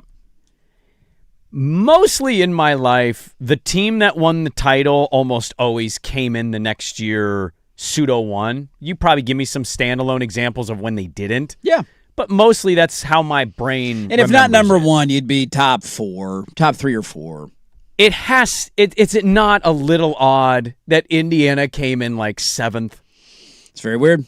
How did they not start one? Especially when the court ruling happened and they were able to add 2 37-year-old seniors back to their defensive line. Right. Who were That's both on hold. It was this morning. A judge reversed that or put it on hold. So we'll wait and see. 10th Appeals Court. Oh, they'll go to a different judge. Go find a different judge. Figure it out. Yes. He'll Has play. put a stay in it. How many snaps do we get during the Daly season? will be in Indiana. You can play Hoosier 2 this games. year. Nope, now you're ineligible. What? Now you can play those 2 games. Nope, now you're ineligible. He's going to play like 6 games on the year. But am I not ridiculous. wrong here? Like, you may not believe Indiana repeats, but like to not even be in the top 3 is pretty wildly disrespectful, is it not, to how we used to do this? What made it even wilder is the number of first-place votes that they actually did get, because it tells you that there is a big gap between the perception of what they are this year. Yeah. Because it's all an aggregate ranking, right? So it's Did they get 8? They had 8. They had, other than Ohio State and Oregon, Ohio State had 40 first-place votes. Oregon had 14. Indiana was 3rd in first-place votes. So there are voters lot who of think they're people- like between 10 and 15. Right. Notre Dame then had 6. How can you do that? I know they may end up like 12th this year. I don't know. I can ask the question aloud, but if I were an AP voter, those are 2 different things. It's one thing to ask the question of like, okay, historically speaking, when college football programs replace the number 1 overall pick and the Heisman Trophy winner, there's just a drop-off. Yes. Now, doesn't mean you're going to go 6-6, but the idea of going undefeated and running the table again, I have a hard time seeing that because I do think their schedule's a little more challenging this year. But there tends to be a drop-off. I can question that, but the idea of ranking them behind some other teams, I'm with you 100%. Wait until we find out where they're in the dirty poll. Wait until we get to Indiana. I am curious to find out where they're going to be at the dirty poll. And we get to catch up with our good friend Dom Fisher, right? I would assume we got to go to him when we get to Indiana. Yeah? Yeah, we got to get the play-by-play guy on. Yeah, the opening of their season is laughable. Like, they're going to, like, did we talk about this while you're here? I can't remember. But the idea of, like, let me play this game with you. How long until you're interested in watching an Indiana game? Are you ready? Well, I will probably catch you'll some catch of highlights. their non-conference. They legitimately, in week 1, they're the big noon game against North Texas. So it's 9 a.m. on Fox. They're right out of the gate, week 1 of college football. Hot take. North Texas will not do what they did last year. Hot take, agree with you. Agree with you, since half their team went to Oklahoma They're State. Oklahoma State now. Their former coach is shooting armadillos in his backyard in Stillwater. We can get to that fun with audio at some point if we want. How long, though? Like, I'm not saying we'll be curious of, like, check highlights, like kind of how we did with Mendoza last year early, right? But you weren't watching their game against Old Dominion. So play this out. How long until you're watching over 40% of an Indiana game? Are you ready? Over 40? Over 40%. North Texas. No. Howard. No. Western Kentucky. I won't watch any of the Howard game. Right. Or neither will Western I. Kentucky. Northwestern's your first Big Ten game. Yeah, that's a Friday night on Fox, so there's a chance. Definitely. Because there's Is there not another much, game that Friday night? Let me look. Week 4. Because you could dual box it if you want, but there might be, because sometimes there's dueling Friday night games that go on simultaneously. That's the one, though, because I do want to see does Chip make any difference with Aiden Clemson and Childs? Cal is at 7:30. Northwestern Indiana's at 5 p.m. I'll watch. That's it. Clemson having to go to Cal is hilarious. Miami has to It's go to just Stanford. to Stanford, I know. Clemson going and playing at 7:30 p.m. 7:30 Pacific. p.m. Like, South Carolina, a long way away, man. If they lose, how loud is Dabo's excuse going to be? Oh, the travel's ridiculous. This travel's ridiculous. And then they play Rutgers in Nebraska before they go on a stretch of playing Ohio State, I would Michigan, say- USC, Washington. Well, yeah, Nebraska, that I'll watch Indiana that game. Yeah, the Nebraska. But the point being, Nebraska's that's the end of October. No, or the my middle of answer is October. Northwestern because Yeah. it's Friday. So we won't watch closely until we get to the end of September, which is unfortunate, but they're going to be 4-0, 5-0, 6-0 going into the Ohio State game. I mean, I'd have a hard time seeing them not be 6-0. We are different here, right? Like, as a show, you absolutely could kind of say this about Oregon. I disagree strongly. I think I think Oklahoma State's going to be better than last year. But Boise State might be 11-1 in the college football playoff this year.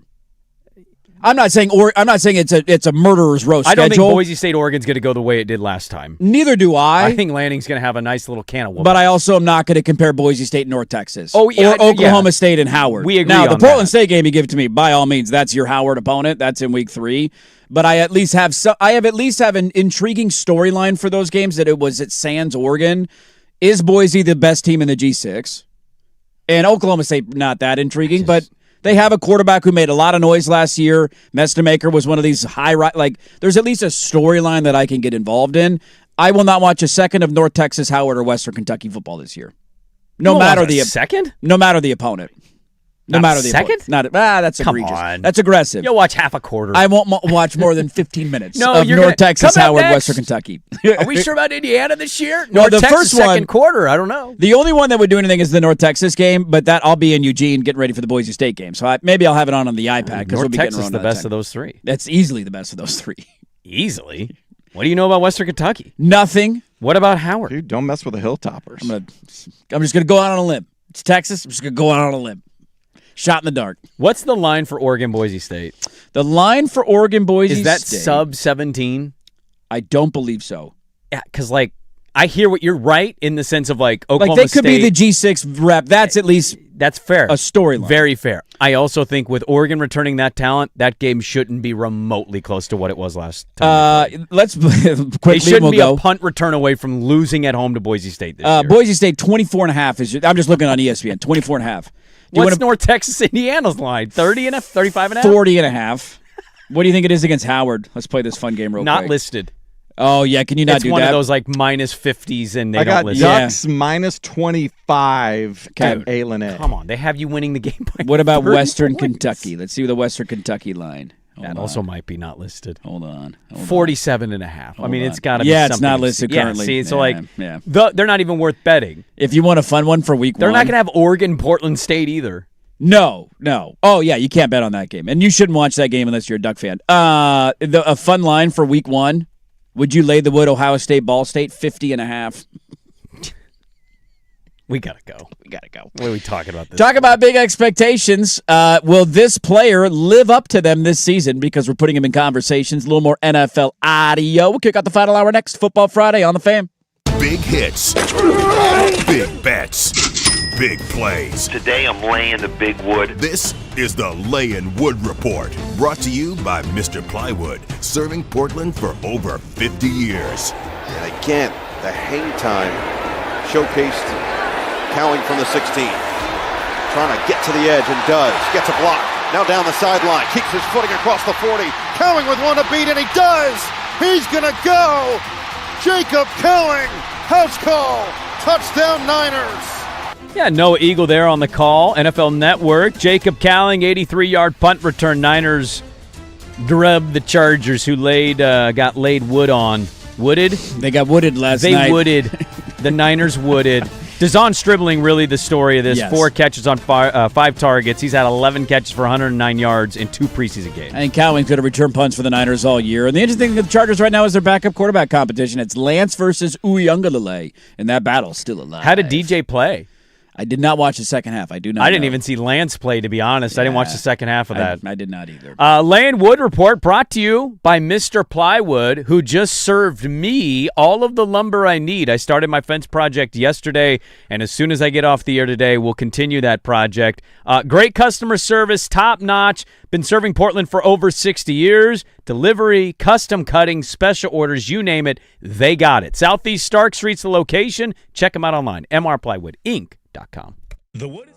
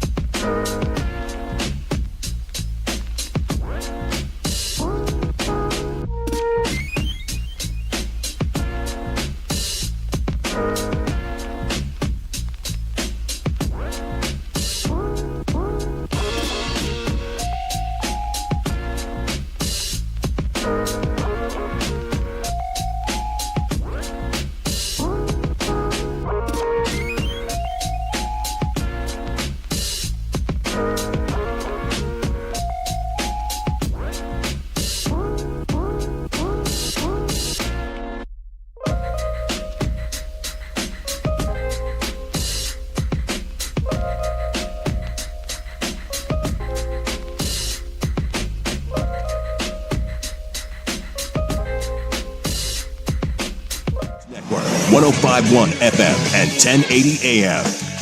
First on the Fan, NFL preseason week 2 continues today. 3 games, 2 at 4 o'clock. Jets and Steelers will be on the NFL Network.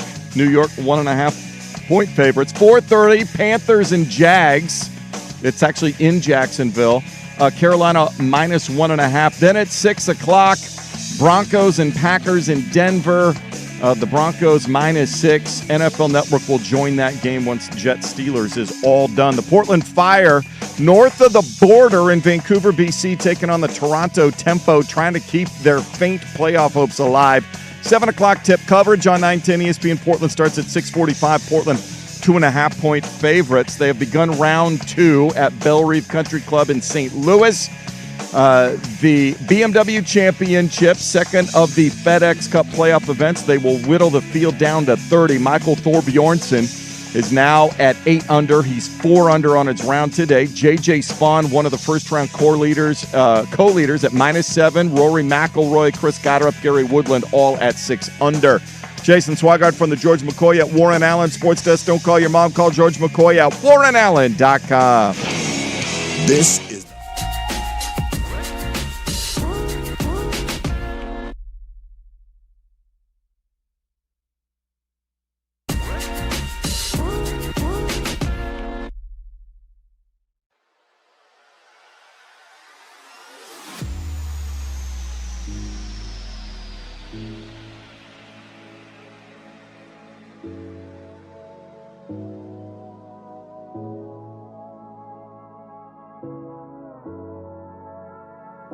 Thanks, kiddo. Let's do this. Final hour. Dirt and Sprague, Portland Sports Leader, 105.1 The Fan, 1080 AM, the Odyssey app, live on YouTube. Get the out of here. Just kidding. Stick around. We got another hour to go. You know football season's here when me and Casey are yelling at each other in a commercial break about whose team is more dog crap. That's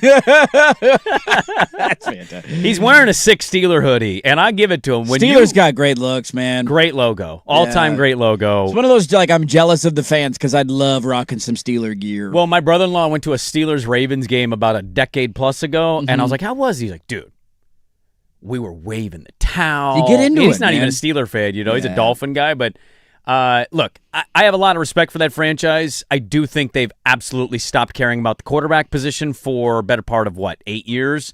That's a problem. It's a great franchise. But that's how I know preseason's here. Casey is S-talking me about the Niners while bragging simultaneously about the Steelers winning their division last year. Get out of here. Get out of here with that. Yeah. Some things you can brag about as a Steelers He's like, you fan. finished 3rd. I'm like, and we had 4-game lead on you. What does that say? Put us in the AFC North. Wait and see what we do. I just love it. That's how I know football's back. And then Patrick's out here and he's like, I don't have a team, but I'm going to claim the first London team. And I'm like, how soccer of you. Does he not have an NFL team? No. And NFL like, team? I was like, pick a team. Me and Casey are at least arguing about our team.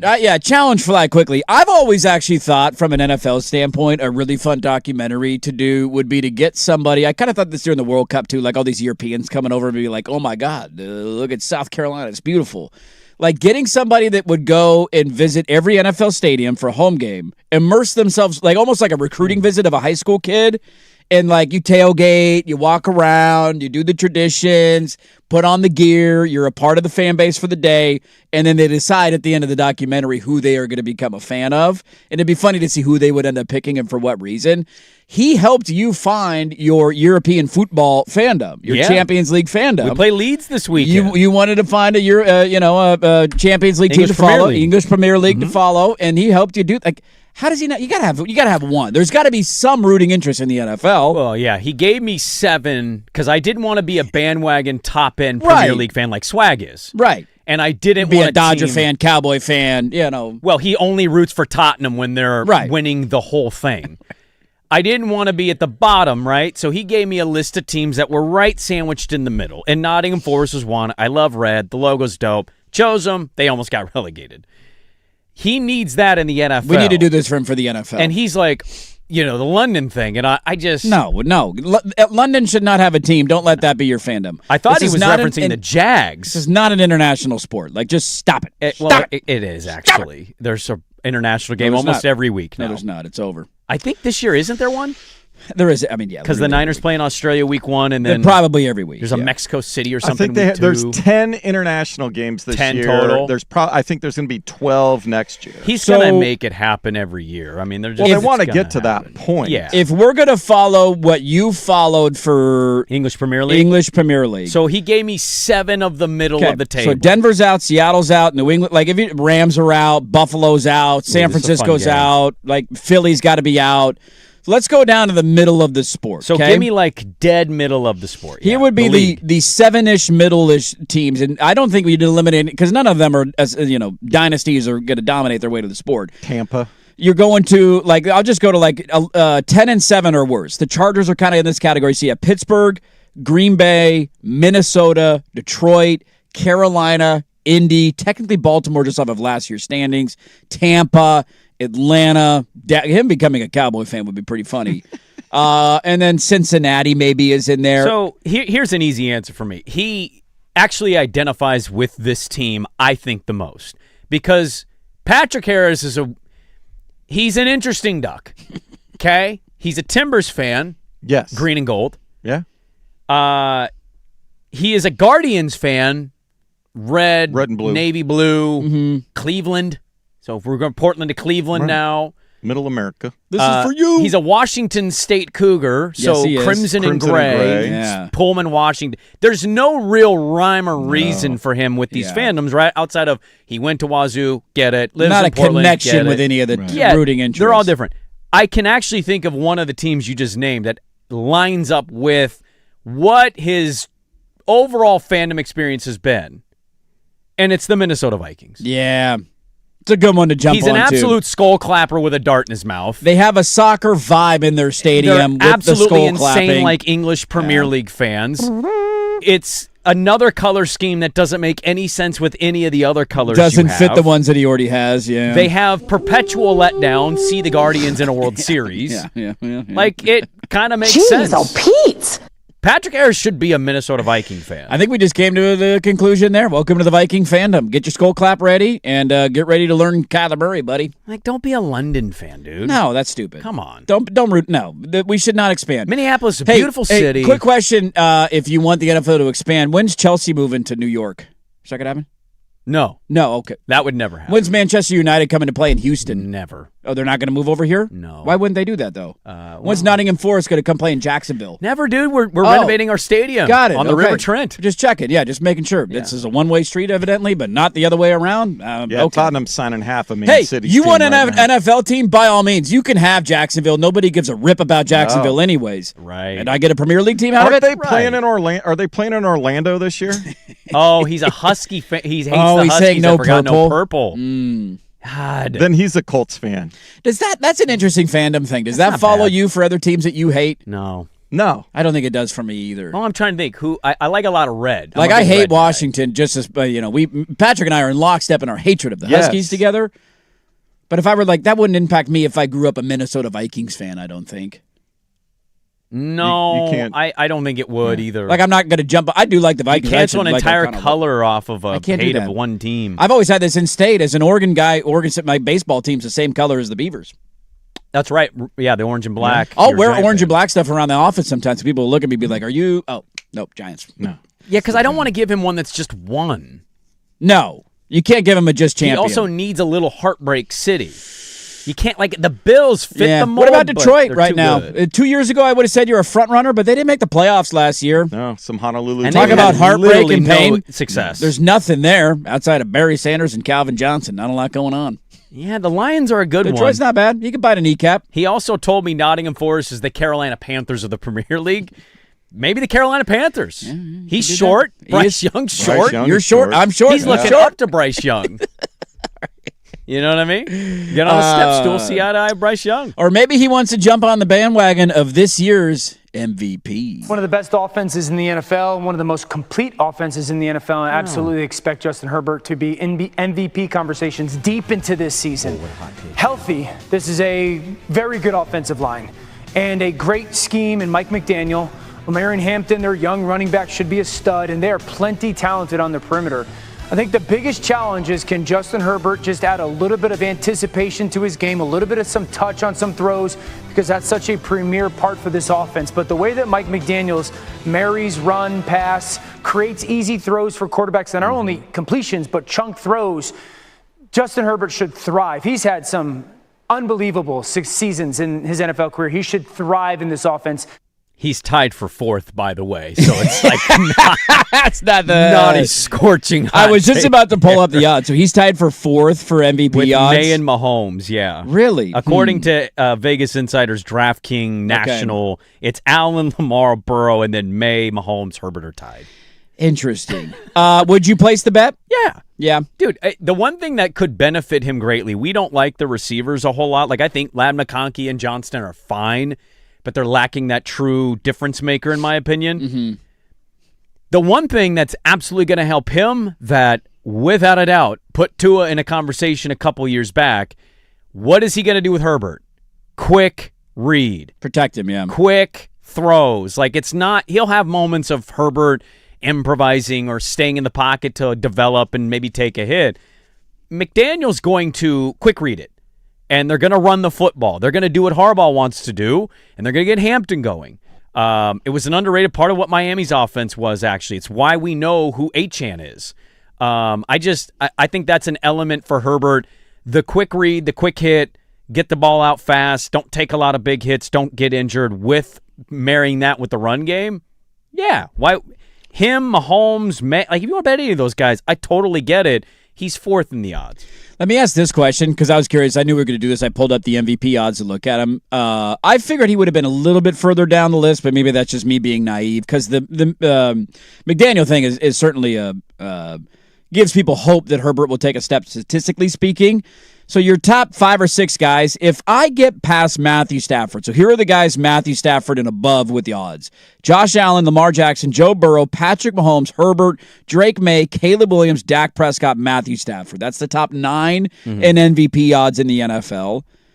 If I gave you those 9 or everybody else in the field, what would you take? One of those 9 or somebody from outside of, literally anybody outside of that? I would actually, I would take the field. You would take the field over those 9. And that's not a lack of faith. It's playing the value play. First of all, Stafford could easily have another great season. I don't think he's going to repeat. I know it doesn't happen in the NFL the way it does the NBA, but it's so fast and easy in any sport for narratives to land. Mm-hmm. If Trevor Lawrence comes out, Jags Trevor Lawrence is outside of that. Jordan Love is outside of that. He balls out. Jordan Love balls out. Like, there's some dudes on that outside list. Sam Darnold, cut the interceptions down and put up similar numbers. You could win the MVP again, especially if you win your division. I just, we'll see what Bo Nix is. I don't think Bo Nix is a league MVP in my mind. Yeah, because you got to have a certain base level of stats in order. Team success is great, and you're winning playoff games. That's awesome. But there's also a base level of statistical numbers that you have to have. No doubt about it. And he's been good, but I look at some of the other guys outside of it. I would probably take the collective feels. Is Jaden Daniels going to come back? Yeah, could he be healthy this year and do it? He doesn't get the respect, but he becomes debatable. Brock Purdy, if the Niners can get off to a good start, that's another name. Like, hell, can I throw one at you? Now, maybe I'm drinking the Kool-Aid, and I'm starting to get a little concerned that I'm having too much Kool-Aid. What about Kyler Murray? You got Justin Jefferson to throw the ball to. I think he's most suited for comeback player of the year. Okay, totally fair. Or most improved, whatever that when I add the component of him, now he's got his biggest thing is staying healthy. Jared Goff is outside of that. Jared Goff's going to put up big numbers. He does it. Even last year, Jared Goff put up huge numbers last year. Baker saying watch out. Yeah. C.J. Stroud's in a contract year. Maybe he gets it going a little bit. I just think you look outside of that. And also, is there a non-quarterback you consider could it be betting? the year where Bijan does it or Gibbs in Detroit? Takes a lot for that to happen. Yes, it does. That's why Offensive Player of the Year was created, was to reward the non-quarterbacks. But right. You kind of have to, you can't help but go there to a certain extent of like, would you take 9 or the field for MVP? I think I would actually lean the field, even though those 9 deserve to be in that conversation and likely could win it. Yeah. Well, I'm going to bet it because what the hell? Herbert wins the MVP. I want to have a ticket on it. That'd be kind of fun to see. One other note out of the National Football League. It is funny, kind of the theme of this last 40 minutes of radio have been quarterbacks with pressure to win. What a shocking development in the NFL. Joe Burrow, is he going to force his way out? Herbert's never won a playoff game. We're putting him in the MVP conversations. Talk about a guy who carries a little bit of that weight on his shoulders as well. He's got a new head coach, and here is Josh Allen talking about things he can improve on this upcoming season. Decision-making's 1, understanding protections is 2.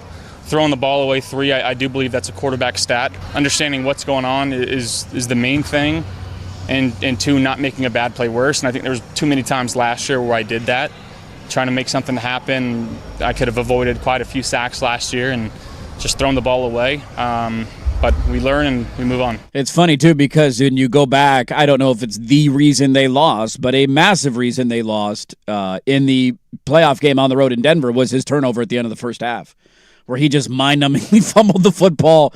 It's like, dude, this is not Detroit, man. This is the Super Bowl. They got a field goal out of that, didn't they? I'm pretty sure Denver kicked a field goal, and the Bills still damn near won it. And if you get a Cooks, hold on to that catch and it's not a pick, they win that game. They go to the AFC title game, and we might be sitting here talking about the Buffalo Bills, the Super Bowl champions, for all we know. Woulda, coulda, shoulda, ifs and buts, candy and nuts. But Josh Allen, that seems to have been his issue his entire career, is knowing, and I imagine that's really hard for these guys. Like, when you have the ability to play outside the structure of the offense, and you could do it at an elite level a good percentage of the time, like, trying to rein that in has to be a massive challenge of, like, I know I have the ability to outrun a defensive lineman. I know I have the ability to escape the pocket and throw something across my body 50 yards.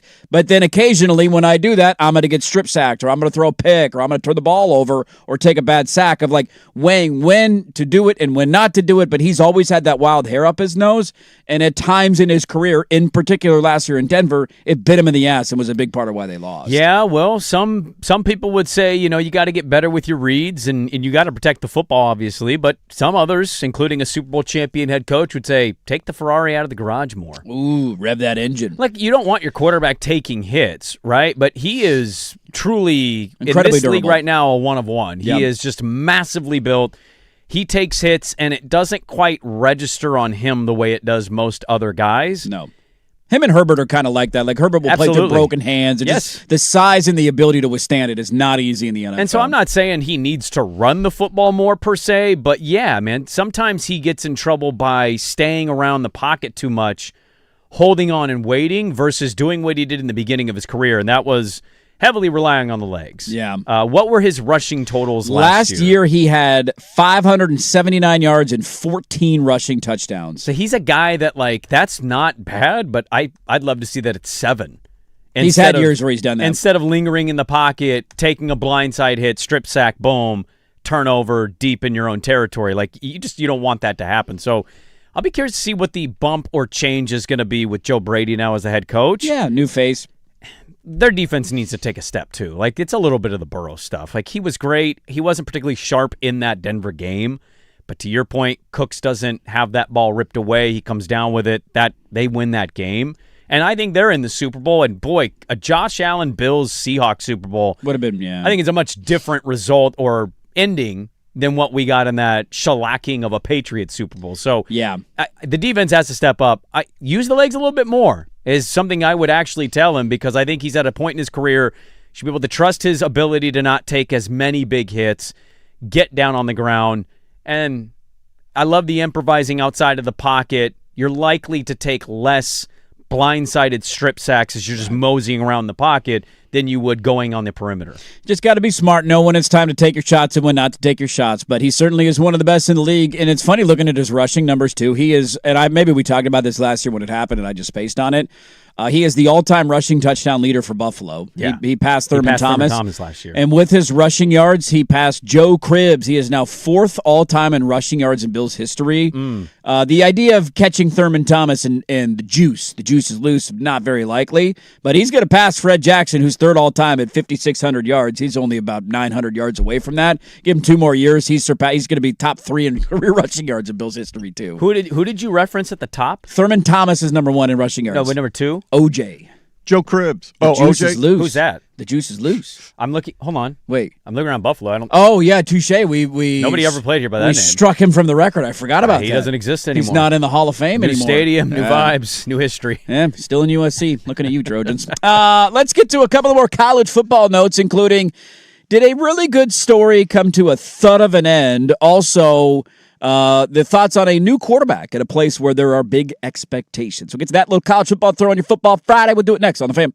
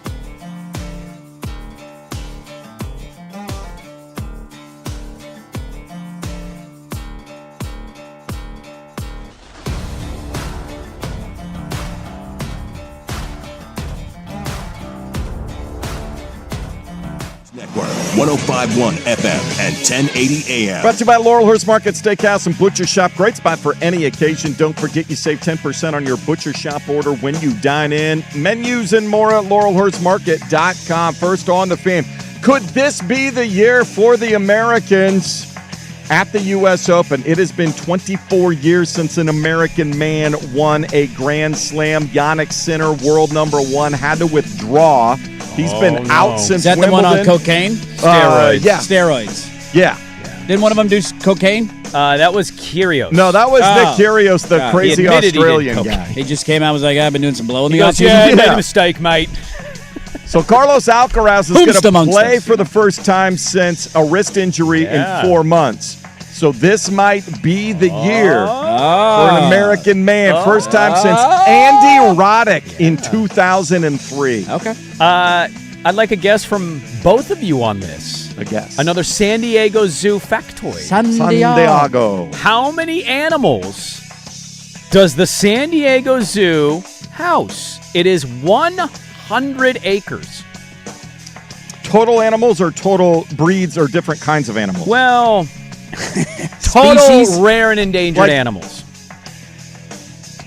Frame of reference on 370. zoo animals? 426. Ooh. 370. 370. Dirt, you're close. 12,000. That's a little bit bigger than we thought. Are we counting insects? Speaking No, of... they didn't count insects. That's just rare and endangered animals they have at that zoo. That's too big of a zoo, man. Too big of a zoo. Speaking of rare animals, how about armadillos leading to push notifications? Push notifications are out of control in this society. Yeah, we need to restrict it from company. Like this where's my constitutional amendment on this? How about this for egregious push notification behavior? ESPN 2 days ago at 10 p.m., I think Pacific time, 1 a.m. local time, but don't quote me on that. I know it was late at night. Sent a push notification. If you get ESPN push notifications, that Eric Morris, the new head coach at Oklahoma State, shot and killed an armadillo in his backyard. There you go. Were you jealous about this with your skunk issue? I was a little bit jealous that he killed it, but also push notification for that? What are we doing, man? There's your update from the George McCoy at Warren Allen Sports Desk. Don't call your mom, call George McCoy at warrenallen.com. This is the Fan.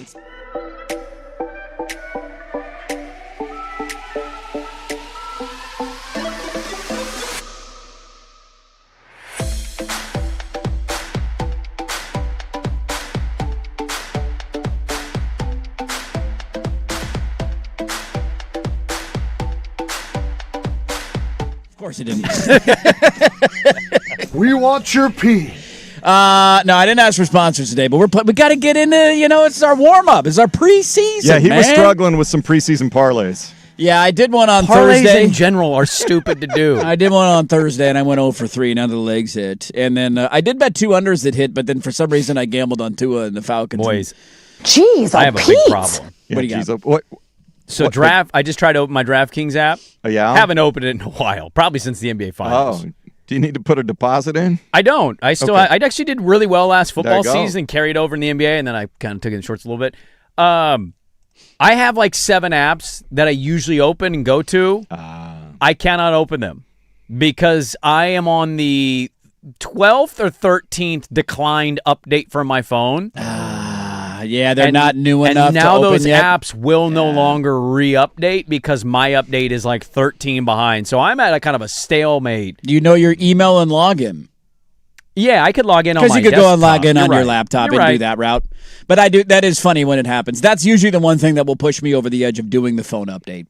Because I hold out as long as I can. I'm still holding hope that I get to the flip phone. But if you take away my DraftKings on my when I'm laying on my couch and I'm chasing my losses in the afternoon slate with a second half line of Cardinals Sunday and night Raiders, football, bring it home. I can't. I have to have that. You can't be. I'm eating a wing. I'm not moving. I'm not going to get my laptop. When Collinsworth slides over is about the time. It's time to make a decision. Are we over or under in this game? All day for Sunday night. Scoring the first All right, it's a fight. It's finally here.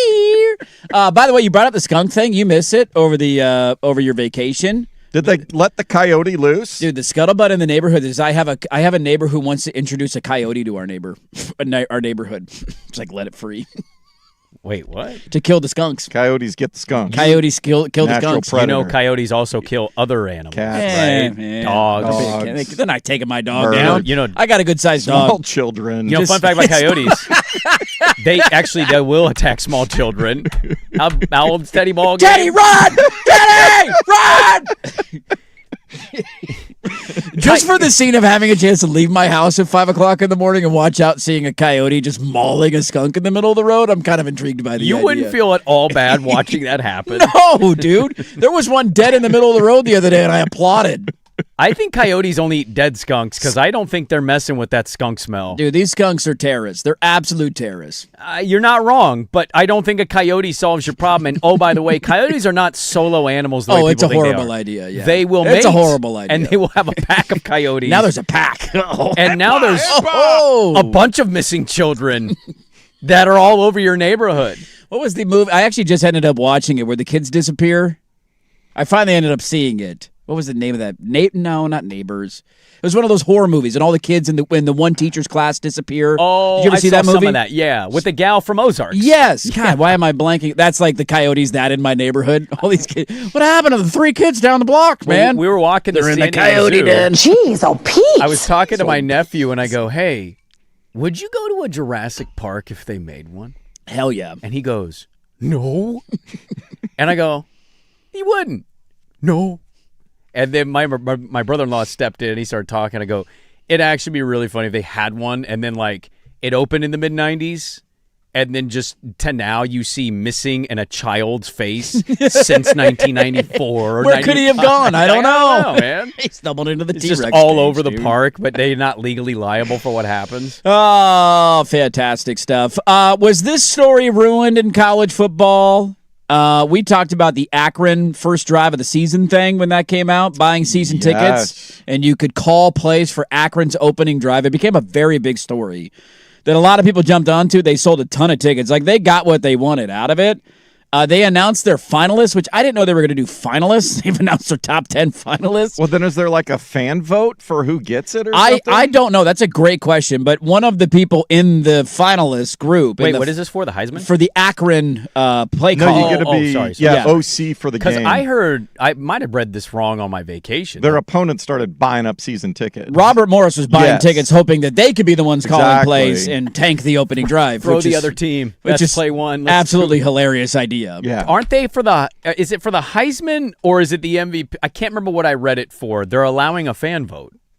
That's the Heisman. Heisman, I think, has done that for a couple of years, if I'm not wrong. They've Now, what does it count for? I don't know. Oh, but I it's thought like, I read No, they're this like is brand new for the Heisman. Yeah, Oh, is it brand new? They're opening Okay. up a fan portal. It's like one vote. Yeah, but Yeah. I'm kind of interested. You got to vote. Yeah, you can say you have a say. One of the finalists for that was Big Cat from Barstool Sports, and pardon my take. Of course. Oh, he just randomly got Just picked, randomly. huh? There's Weird. another. I'm not big on the YouTube streaming gaming crowd, but there's some big college football YouTube streamer guy that is also one of their finalists. What's who his has name? Give me his name. I'll look him up. Bordeaux? Is that how you say Bordeaux. it? Bordeaux. Is it EAUX? Where the hell did he go? James B-O-R-D. Yeah, EAUX. Okay. Is saying he's also one of the followings. He's drawn national recognition for his YouTube videos, standing up to EA Sports. 555. So he's a big deal. 1,000 subscribers. So, and a shocking development: 2 massive media personalities get announced as the finalists for your. And now they've kind That's of a ruined little it. shady. Haven't the Zips ruined it? Are we now anti-Zips? He looks like he's 10. be. The Bordeaux guy does. Yeah, but he just live streams the living hell out of everything. What a gig if you could get it, dude. Just yourself playing No. video games and filming yourself doing it. You don't think it's a good gig? You'd hate it. You think so? Okay, let me ask you this. How much money am I making a year? The money, but see, you say that not living the life. The money, I'm not going to disagree. The money is like crazy. Yeah, but if you constantly have to be You're in your always basement on putting camera. out all of this stuff. How many hours of content do I need a week? How many I don't videos know. does he have in the last 2 weeks? Okay, I'll look that up. You Okay. tell me this. Whenever you see like a Kai Cenat, Yeah. I don't watch the stuff, but I see him. I see but the, you see it, the right? clips The- and stuff. the, Yeah, the speed. right. Do those look like fun lives? They don't to me. No, I have to always be entertaining. There's a certain level that it goes too far that I agree with you. I have to be in my basement for like 15 straight hours. When does it end? Somebody going to deliver me some pizza bagels? Because you it love sounds you, pretty you solid. love to play the fake game of if I was a Gizo national pizza. pundit, I'd sign the first ESPN contract and then I'd just retire. No, you wouldn't. You'd wait for the next one and sign Get addicted to it. Jeez, oh Pete. When do these guys leave? When are they done? Is I Mr. don't Beast just know. going to forever trap people in coffins and That say, I'll guy's give you weird, $100? man. Look, that guy's got skeletons in his closet, does he not? It looks like It's he's... because of his teeth. His teeth are weird. Well, they're fake. Yeah. I have no idea who you're talking about. You know who Mr. Mr. Beast. Beast is? Mr. Beast is a very big deal. Oh, he does like... He's the biggest of all time, is he not? I think so. His claim to fame, Swag, is basically how long will you do something for a certain amount of money? So, like, he'll legitimately put people in very pressing spots and say, if you do this for X amount or you win this competition... So it's a Fear Factor podcast? Essentially, but without Okay. eating, maggots?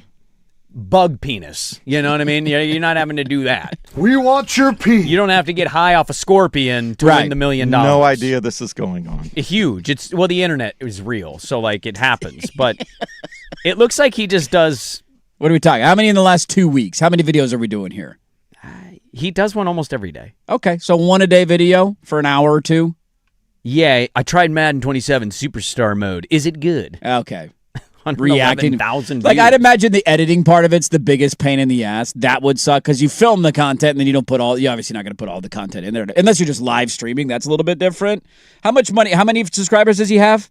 You said 500,000. He's got 598,000. How much do you make a year with 590,000 YouTube subscribers? What's that salary? He's look probably like? making Are we $1 six million. figs or $1 million? Got to be right. It's right on that. I bet it's right on that threshold. When do you cash out and go live life? But see, you guys always say this. That's not what After my happens. first 10 million. No, you wouldn't. You'd come back to make another 10 million. Take a hiatus. Can I take a break? Can I do a Michael Jordan? Can I retire? That's the other thing. You can't take a break because you lose And you ground lose your following against everybody else. Yeah. It's a weird world those people have to live in where it's like stream all day. There's some cool stuff that comes from it, no doubt. But yeah. It's also, I don't know. I don't think you'd actually want to live that life for that money. How about this? Expectations on one team and quarterback. Here is how Sam Levitt, West Lynn products, looking early in Baton Rouge. Our offense has started to improve. Sam has been awesome. Really has been. I don't say that very often, but he made 2 throws back-to-back today that, I call them adult throws that not many people in the country can make. So really pleased with him, and now we got to make more plays around him. People feeling good. Pleased with Sam Levitt down at LSU. He's an interesting quarterback for me. 2 years ago was so good. They get to the playoff, but also Cam Scatterbo kind of drove the bus of that Arizona State team. And then last year banged up. But a lot of the LSU season hinges on how is Sam Levitt going to play this year down in Louisiana. So to note the difference here, it sounds like anywhere, depending on his endorsements, he could make $8 to $15K a month on his YouTube alone. This Bordeaux cat, Yeah, 8 to but if he 15K has a month. Instagram, he does TikTok. So Right, there's all sorts of clips everywhere. Yeah, and he honestly looks like a 10-year-old who had a mustache painted on his face. So that's anywhere from not 100. to hate. He's obviously doing something 100 very to well. 175 grand.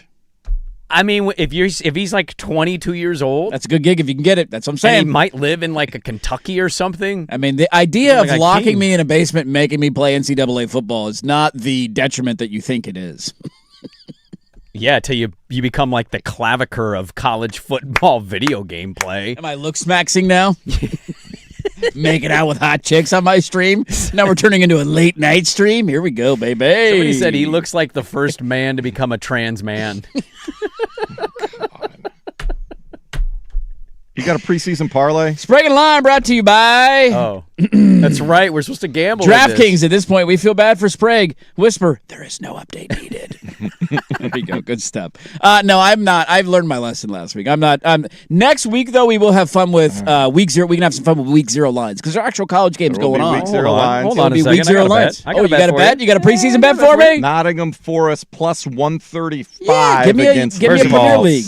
F Leeds. Leeds was barely better than us last year. Okay. Second of all, I'm betting Nottingham Forest money line all day if I get my laptop to shut the hell up. This ESPN crap is bothering me to all hell. I'm taking the Fire on the road against the fake Vancouver-Toronto Tempo. Yeah, the Tempo, I guess, are playing a swath of games through all of Canada. They're the Toronto tempo, not the Canadian tempo. Okay. They're playing all over Canada? Apparently. Why? Give me Fire minus the 2.5. Okay. Carla late. Let's do it. People want to see my hot tub streams. How much would I honestly have to pay? Write a check for Write a you check. to pay NCAA 27 in a hot tub, shirtless. I have tiny legs and I'm fat. How long does the stream have to be? The whole game. I play one game in a hot tub? But you can't auto sim like the second quarter. Right, you got to play the entire thing? Dude, you gave me $20, I'd do that. I love being in hot tubs. And I love playing NCAA football. So if the brand man walked in and handed you a $20 bill, you'd go home tonight. If I had a hot tub in my house, or somebody's house in a hot tub. Yeah. Hook up a screen out to this. Sounds like a great time. You're making this sound bad. I'm sitting in a hot tub. That's a win. Playing some NCAA football. What about a whole season? That's a whole season. How long does a season take to play? Like can't. how pruny would you get in a hot tub? I'd die. I couldn't do it. Hot tub would be too hot. That would be a Mr. Beast challenge. There it play is. A whole season. How long? My legs don't move. All the salt's out of my body. How old is he becoming? He's Benjamin Button. Hey, babe, do me a favor. Tighten up. There you go. Let's wrap it up on a Football Friday. We'll do it next on the Fib.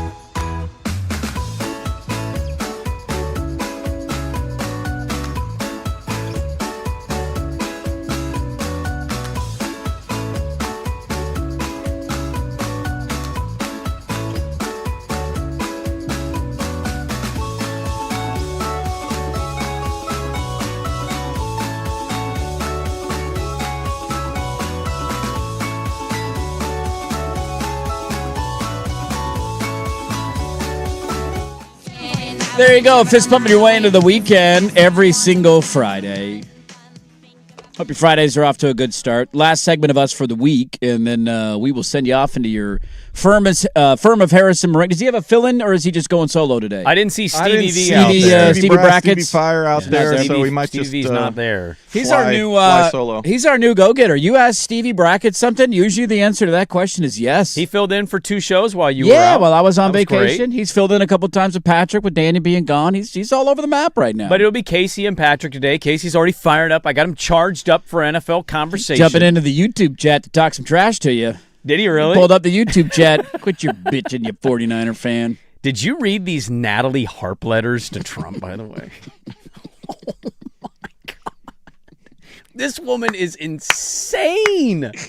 What was the movie you guys were talking about the other day, you and Joe Fish, after the show? The girl that goes crazy and then... Oh, Obsession. Obsession. Are we, Dude. Are we in that category? There's a Somebody scene, break a stick? She's under basically a movie Obsession, which is this low-budget movie that's blown up. It's this girl who is a friend with a guy who's basically, what's the cat we just talked about and made fun of? Claviker? Yeah. He's basically that. He's too shy to talk to women, so he's super awkward. He makes a wish that she likes him. She becomes obsessed with him. There is a scene in the restaurant, it doesn't ruin the movie, where he's like, I think you're coming on a little strong. And she's like, no. She stands up. The whole restaurant's just looking at her. She's going nuts. Go read these Natalie Harp letters. It's the same thing. A couple of thoughts that came in on the streaming topic. Somebody said Kai and Speed did like a 50-hour Minecraft marathon. That's 50, yes. I would pay to see Dirt play Minecraft on stream for even an hour. I've never played Minecraft before. I have. I'm so bad at it. What I don't is know the basis of Minecraft? It's like Roblox. You just run around and you dig ground. I don't know. I don't even remember what I was doing. Is that a video game? I was playing with a kid. He was like, what are you doing? And I was like, I don't know. Go dig over there. What does this button do? I've never been a Minecraft guy. That's where the dancing comes from, all that stuff. Oh, that's where that comes from? Oh, yeah, I thought that man. was from the, what was the shooting game, the new shooting game that came out that everybody killed each other in. That wasn't Call of Duty, but the other one that came out. Red Dead Redemption? No, that was like an online. Asking the wrong Somebody's going to chime that in, and I'm going to feel like an idiot for not knowing it off the top of my head. No, where the celebration dances came from and everything. That's not Minecraft. Gritty from That's That's definitely not Minecraft. I think Minecraft is a part of that. Is it? I thought Jack Black did a Minecraft movie. He did, but it's a combination of worlds, isn't it? You're asking the wrong we dude. are so We're out of our the depth wrong here. topic right now. Yeah, to the point. No, I'm not doing Minecraft. This is only NCAA football related, okay? Come on. Another one, streamers are basically the modern day hobos. I can't believe people give them their hard-earned money. Fortnite, thank you. Fortnite is the game. Fortnite, you're right. That's where the what I dances played. come from. I didn't play Minecraft. I played Fortnite. I said you mine and you craft. Okay, all right. Well, if you want to Minecraft this weekend, you get Minecraft on. I will play a little NCAA football this weekend. You bet your ass I will. If I wrote a letter and it was to Dirt and I wrote, I could not have parted with you to anyone less worthy, I think you'd file a restraining order against me. You ever have a stage 5 clinger? No, not like No, like that. Not like that. Not like the movie Obsession. No. I remember one time chatting with a gal who I bet there's been like yeah, a little more a little attached. over the top, sure, it's a bit much. Not like I need to maybe file an actual restraining order. I remember one time before I went on a date with a gal, a first date, there was a text message about Christmas plans, and this was in like August. Like, hey, you went on one date? No, we hadn't even gone on a date yet. And there was a text about like you were texting to set up a date. We were getting ready to go. Like the first date was looming on the horizon. It was like, hey, next week, let's go grab a drink. Okay, sounds good. So the communication was free flowing. Okay. And it was an idea of like, we could bake cookies together for Christmas. I'm paraphrasing, but it was something along those lines. And I thought, wow. Was this somebody we are already knew? Christmas. Or was already this a total first blind date? I mean, talk about thing? cart in front of the horse. We had met before, but not spent a lot of time Andy together. the Hog Johnson, dude. What's happening over there? That's good shit for right you. There. Hog 'em up, Sikorsky. I mean, you don't want to be in that relationship, but I mean, would that is say, that is a red flag, I should say, and a white flag for me. I was like, no, I'm out. I would say if you agreed to it, it'd be a major red flag of you as a person. Yeah, let's go bake some cookies. What? Excuse me. What the hell are you talking about over there, man? I wasn't talking about baking those cookies, but heavens. Epa! We got anything fun going on other than building a fence this weekend? I am going to a movie premiere tonight. What? You're going to a movie? He undersold the lead. What? Yeah. Yeah, the missus was in. Is it a movie? Yeah. She's in a movie? But what's it on? What's How the do we movie? watch I can't the movie? remember which one she did a bunch like all in a row, and I can't remember. Is it in theaters, on TV? How do we're I doing watch this it? at the Portland Art Museum. Oh, okay. Can I hold on? Yeah. No disrespect, Swag. I think you understand why I'm going to say what I'm about to say.